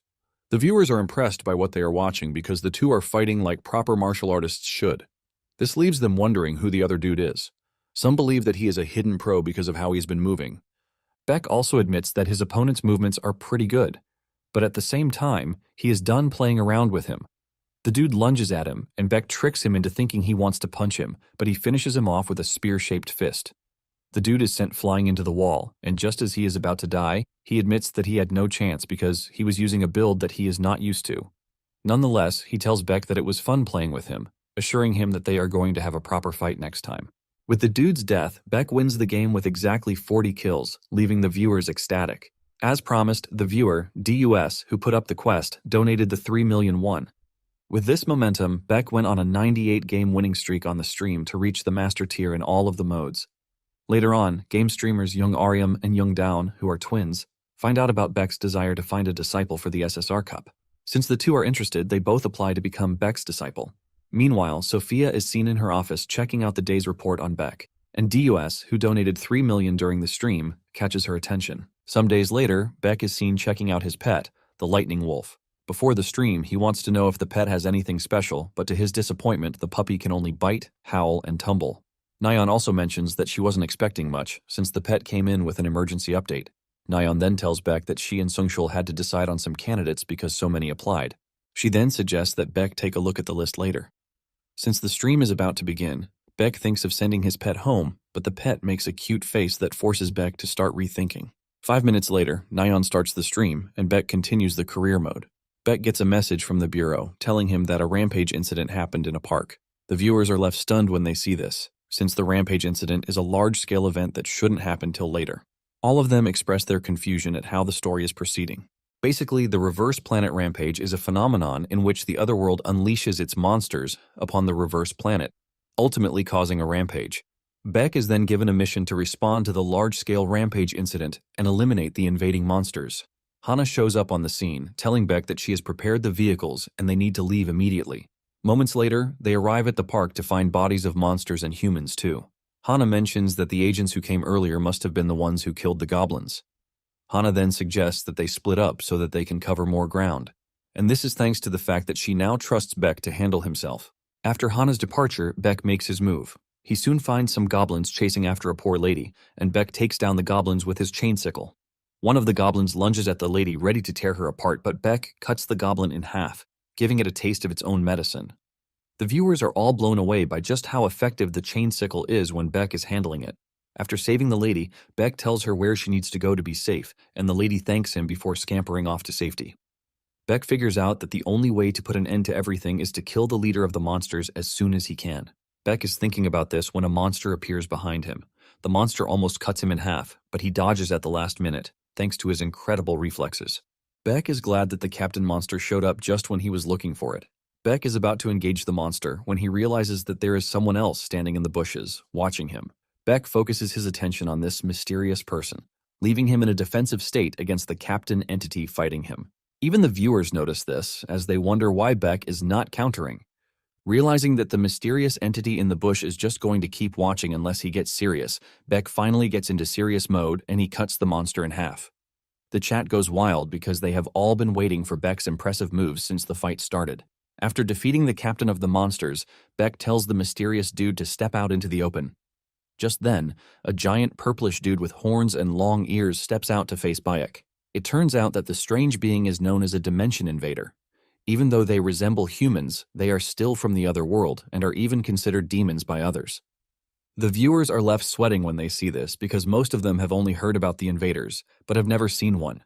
Sungshul wonders why an invader is appearing so early in the game when they only show up late in the game. Sungshul mentions that Beck's career mode is basically something straight out of imagination at this point. Surprisingly, the invader puts up his fists, ultimately requesting a hand-to-hand combat against Beck.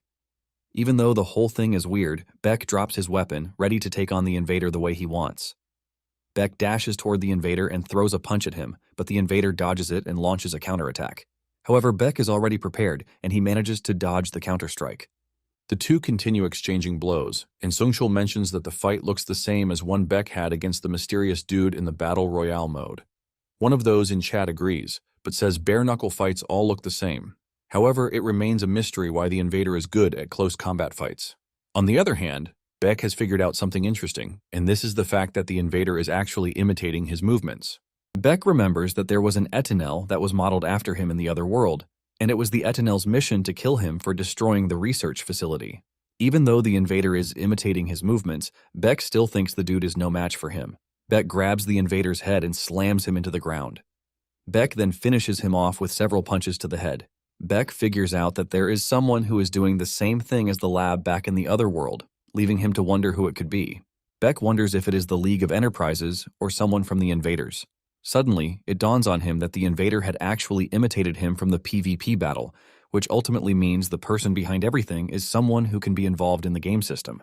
This leaves him wondering if it can be the mysterious Anonymous 62. Moments later, Hana shows up on the scene, asking Beck if he is done clearing the surrounding area, and Beck says yes. The viewers are not surprised because Hana is supposed to show up late. Hana is surprised when she finds out that Beck has defeated a captain entity and an invader. Hana then contacts the headquarters, telling them to send the cleanup team because they have an invader corpse on site. She also tells them to make sure that there are no other invaders in the area. Hana then commends Beck for doing a good job, talking about how confident she is that she can trust him. Hana then suggests that they head back to the headquarters once the cleanup team shows up on site. With this, Beck completes the mission, and he is given one ability point as usual. Upon arriving at the headquarters, Kim Chol calls Beck to talk to him about the invader that he ran into. Apparently, they have carried out an investigation on the invader, and it appears to be completely different from the ones they have seen so far. Kim Chol lets Beck know that their conclusion is that it is a totally different species from the others. Kim Chol then asks Beck if there is anything different that he noticed during his encounter with the invader. Beck lets Kim Chol know that the invader tried to imitate him, and this shocks Kim Chol. The chat is also surprised to hear this, but they are more concerned with the fact that Kim Chol's reaction is over the top. Sungchul then mentions that the invader's actions might mean something more serious than they thought. One of the viewers came up with the theory that the whole thing might probably lead to another story. Kim Chol then tells Beck that there has never been a single time that an invader tried to imitate a human in the past. Kim Chol mentions that they might be in trouble because there will be no way to stop the invaders from invading the planet if they are able to imitate humans. Beck realizes that Chol is right because they are going to bring immeasurable chaos upon society. In addition, he is worried that the League of Societies will cooperate with the invaders as long as it profits them. Kim Chol then tells Beck that he did a great job by stopping another catastrophe before it happened. Because of this, Kim Chol gives Beck a box, telling him that he is more than qualified to have it.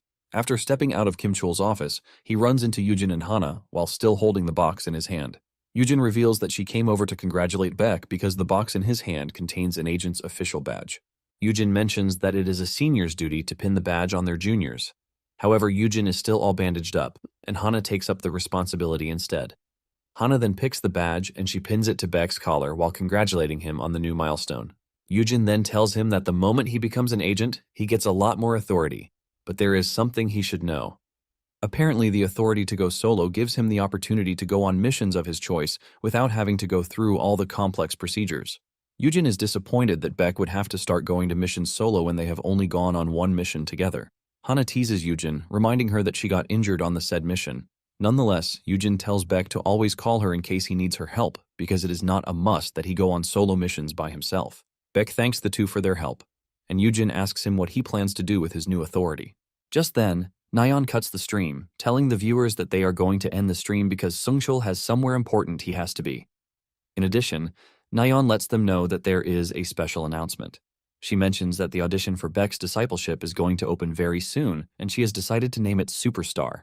The viewers waste no time roasting her in the chat, telling her that the name sounds horrible. To know the applicants, Nayeon tells the viewers to look forward to the next stream. Some days later, the Superstars audition is prepared to go live. Among the applicants are the twins, Aryam and Dawn. The room is filled with big streamers and even small streamers, revealing that they were not sentimental in picking their candidates. Apparently, there is a clickbait streamer, Blue Whale, among the applicants, and Nayeon was the one who intentionally picked him because he wants to mess him up. Once everything is ready, Nayeon and Sungchul start the stream. The viewers are impressed by the new background, which is all thanks to the audition. Nayeon mentions that they are using the outdoor studio because they want to accommodate a large number of people. After Nayeon is done with her yapping, she calls out Beck, and the viewers are blown away because Beck looks so good in a suit. However, his face is covered under a mask, which the majority want him to remove. Before the audition, Beck had asked Nayeon what kind of content requires teammates in the game. Nayeon then replies that the game mode that requires a party is Raid. This is one of the biggest modes in Reverse Planet, and unlike the story mode where one has to defeat a single strong entity, one is required to go through tricky gimmicks, which is why a party is required. And for the reward, it is received only once a week. Now that Beck is present in front of the applicants, he tells them that to become his student, they have to follow everything he says. He lets them know that they are free to leave if they can't do this. In addition, he assures them that they might be disqualified even if they pass the audition, as long as they fail to follow his instructions. However, he assures them that they are going to reach the master tier as long as they are willing to learn. Just then, Blue Whale cuts in, reminding Beck that he is also master tier and he should prove himself first. Beck agrees that the dude made a good point, and he suggests that the 12 of them fight him all at once. He tells them that they win if they are able to land a single hit on him in 10 minutes. However, failure to do so means he wins the contest. Nayeon freaks out when she hears this because this is not what they agreed on. Even Songchul cannot believe what he just heard. Beck then tells them that whoever lands the hit automatically wins the audition.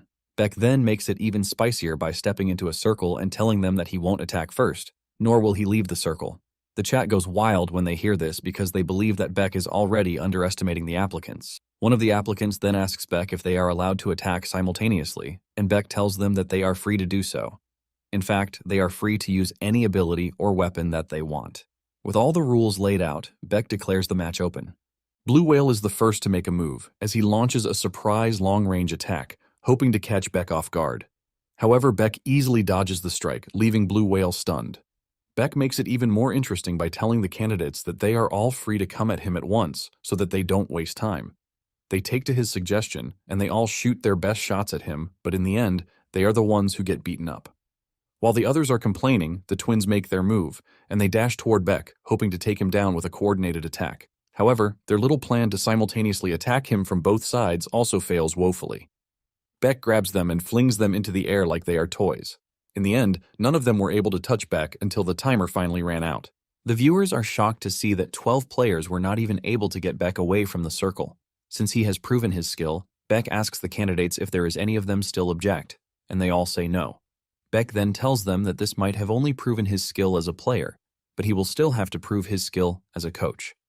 With this, Beck declares the whole audition open, but to even say the audition's cringe name almost chokes him. With the audition finally kicking off, Songchul asks Nayeon what the first mission on the list is. Nayeon reveals that the players are to show their ability control without modifiers. She explains that it is a simple mission where they have to last at least 3 minutes while holding a 150-kilogram barbell with a given build. The viewers, on the other hand, don't think Nayeon is right about calling the mission simple because they believe that it is pretty hard to use abilities without a modifier. The viewers demand to know what build the candidates will be using, and Songchul mentions that it is an enhancement-type build.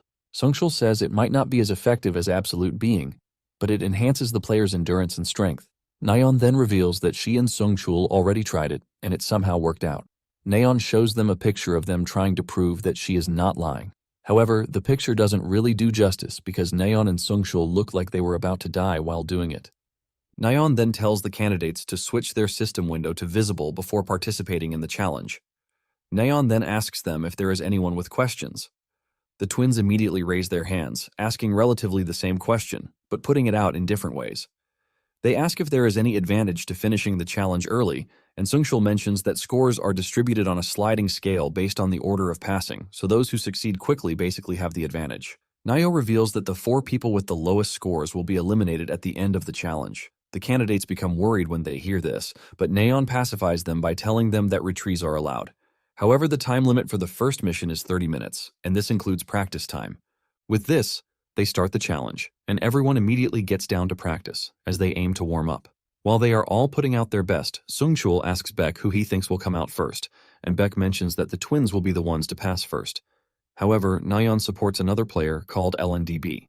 It then dawns on the viewers that the twins and even LNDB are already used to melee builds, which means that they have no issue lifting heavy things. Suddenly, the chat goes wild because they believe the whole test is disadvantageous to ranged build users. In no time, chaos erupts in the chat, as the viewers claim that the organizers are favoring melee users while looking down on ranged users. Nayeon panics when she sees this, and she starts getting scared that things might get out of hand if she doesn't act quickly. With fear written all over her face, she raises her hand to pacify the viewers, telling them that they must have gotten the wrong idea.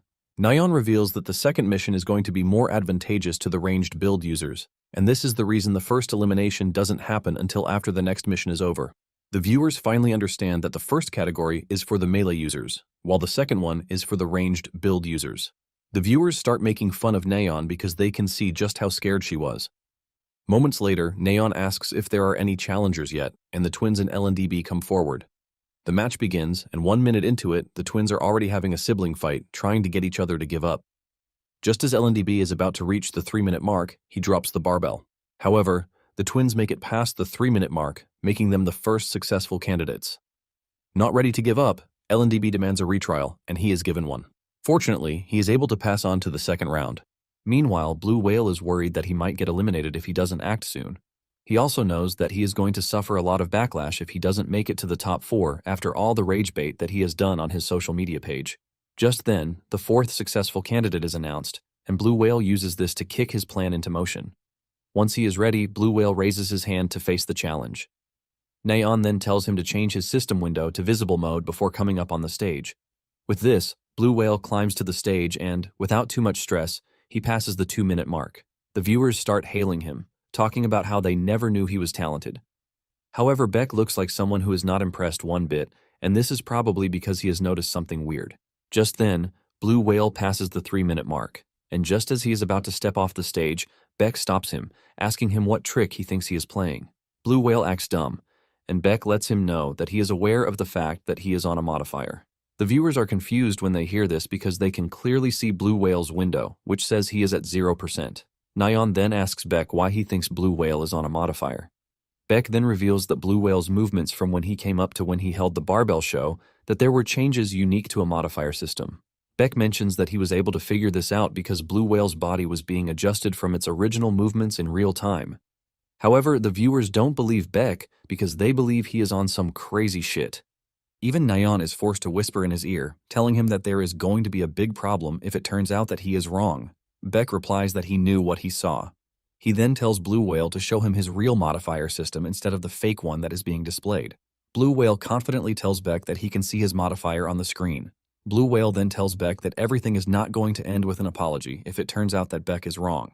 Beck then replies that if it turns out that he is wrong, he is going to apologize. And not only that, he also promises to quit streaming, and he even tells Blue Whale that he is free to take his streaming revenue. With all of these on the line, Beck tells Blue Whale to adjust his modifier system, leaving the dude in a precarious position. Blue Whale then tries messing around with the system, and when it doesn't display what he wants, he claims that it is lagging. Beck cuts him off, telling him that there is no need for further review because he has been disqualified.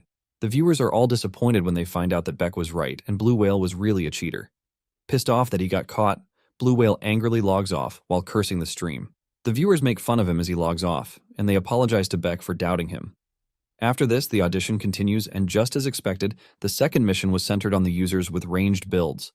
This basically helps them to take the top spots in the second test. Those who were not able to make the cutoff marks were disqualified, and they all bowed out in respect, promising to continue cheering for the stream, even though they are out already. Songchul then mentions that they are done with the individual missions, and what they are on to next is the team battle. Nyan mentions that after a 4-on-4 battle, they are going to split up the winning team into 2 and have them go against each other. This means that they are going to be picking a total of 2 candidates in the end. Nyan mentions that there are going to be teams A and B. Basically, the teams are balanced according to their scores on the individual mission. On Team A, they have all ranged users there, and the B team has melee users except for a shy girl, Shurya. For their first mission, they are required to defeat intermediate etnels in the field where they are standing. The team that defeats the most etnels will win the challenge, but they are also not allowed to leave their respective team's field. Nyan mentions that the 2 teams get 2 chances, and whichever score is higher will be recorded as the final result. Songchul lets them know that they are free to use any abilities and builds, but they are going to keep the modifier at 60%. With the explanations out of the way, the candidates get down to the mission. By the end of the first challenge, Team A had defeated 10 etnels while Team B defeated 8 etnels. With this, Team A is ahead, and this is all thanks to their team comprising ranged build users. Basically, ranged builds can focus on firing and taking out the enemies one by one, but the melee build users will find themselves at a disadvantage if they are unable to dispose of their enemies quickly, because the enemies will pile up and overwhelm them.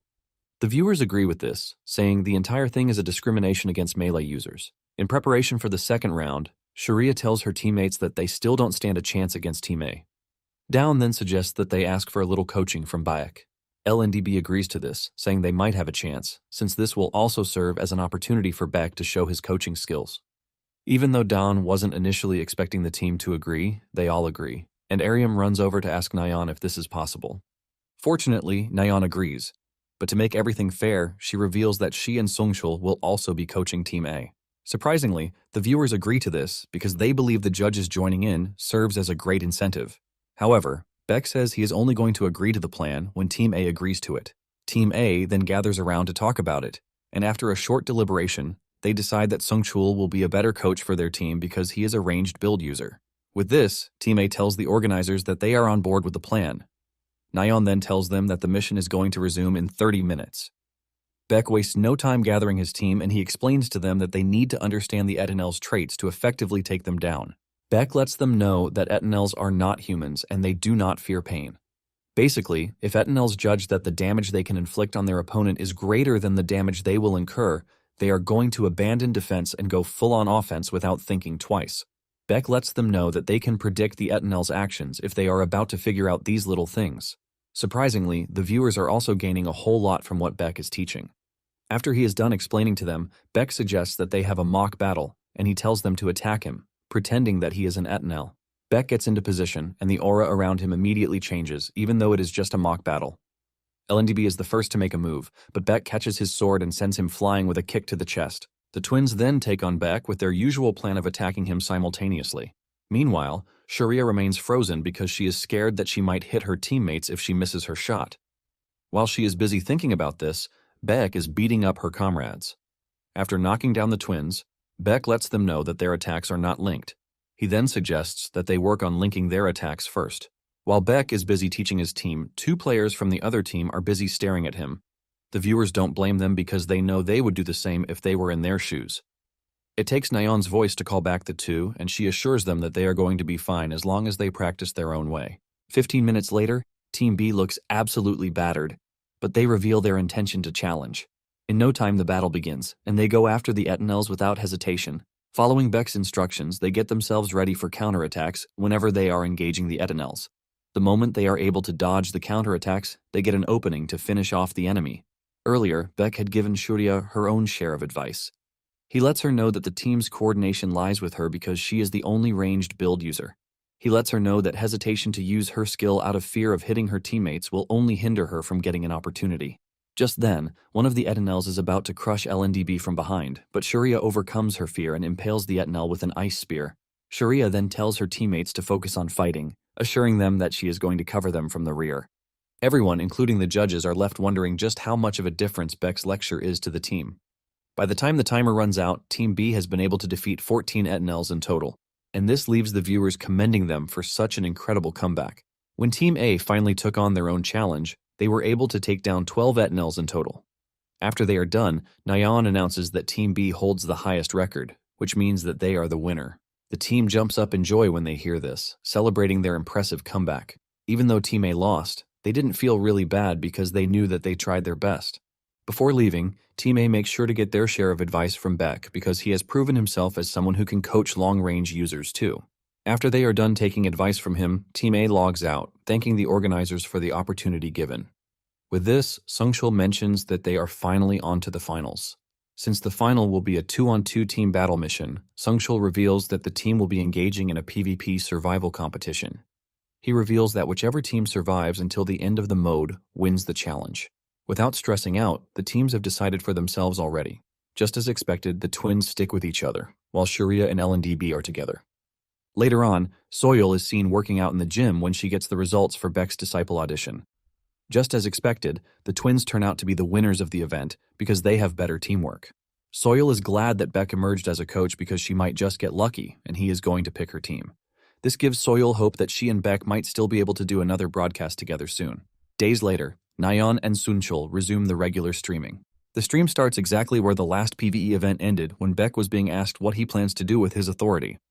Beck replies that he is planning to sweep the reverse planet by himself. Hana is not surprised when she hears this because she knows the type of person Beck is. Hana says Beck has the skills to back it up. Yujin also agrees but mentions that there might be a problem. She then moves closer to Beck to silently tell him to check his messages before he leaves because she has something to tell him, but it sounds awkward. After the two are gone, Beck checks the message from Eugene, telling him that Choi and his men were actually after him. She tells Beck that the League of Enterprises might want something from him, which is why they are probably going to attack him again. She lets Beck know that the Enterprises are aware that they are onto them, so they won't act recklessly, but the Bureau has also planted spies within the Enterprise. Thanks to them, they are going to get a heads up whenever the Enterprises are plotting something. Eugene also attaches a list of portals that Beck can enter solo. When the viewers see this, they are all convinced that an ambush is at hand. Moments later, a dude shows up and introduces himself as Jung Ji-hoon from the support and assistance team. He tells Beck that he's going to take him to a spot where he can raid solo, and Beck agrees. Not long after this, Ji-hoon drops Beck off at a portal, and he immediately drives off. Beck's senses immediately tell him that he has been surrounded by the enemy because the portal is supposed to have armed guards protecting it, but instead there are dudes hiding out in the bushes. Beck wastes no time summoning his sword, while ascertaining the fact that the assailants are 6 in number. Beck then makes the first move, and he goes after the weakest, who is hiding out in a tree. Beck is about to cut the dude in half when the team leader shows up to protect his team member. He delivers a powerful punch to send Beck flying backwards. Realizing that Beck is onto them, the assailants step out from where they are hiding. The team leader commends Beck, telling him that his senses are pretty sharp. He then addresses Beck with his new test subject number, which is 48. This is enough to piss Beck off, and he asks the dude if he is from the Enterprise. The dude is surprised that Beck already knows this, and he decides to keep things brief. He tells Beck that they are there to return him to the lab, letting Beck know that they are ready to cultivate his abilities with proper experiments. This only pisses Beck off more, and he tells the dude to keep his mouth shut. The team leader gives off an evil smirk, telling Beck that he is to blame for what is about to happen to him. The 6 immediately whip out their weapons. One of them lunges at Beck, but he easily blocks his punch before pushing him backwards. Another tries to attack him from behind, but Beck hits the dude on the head to finish him off. Even though it appears that they are at a disadvantage, the team leader tells his team to continue pushing, with the aim of taking Beck down. They all lunge at him at once, but Beck easily knocks all of them down. Beck feels no sense of threat from them, and the viewers are not surprised by this. After all, Beck's level is high now, and the assailants are nothing to him. Realizing that Beck is way above their league, the team leader screams at his teammates to take something called TL-01. This leaves the viewers confused because they have never heard of something like that before. Even Sungchul had to search it up on the net, but nothing came up.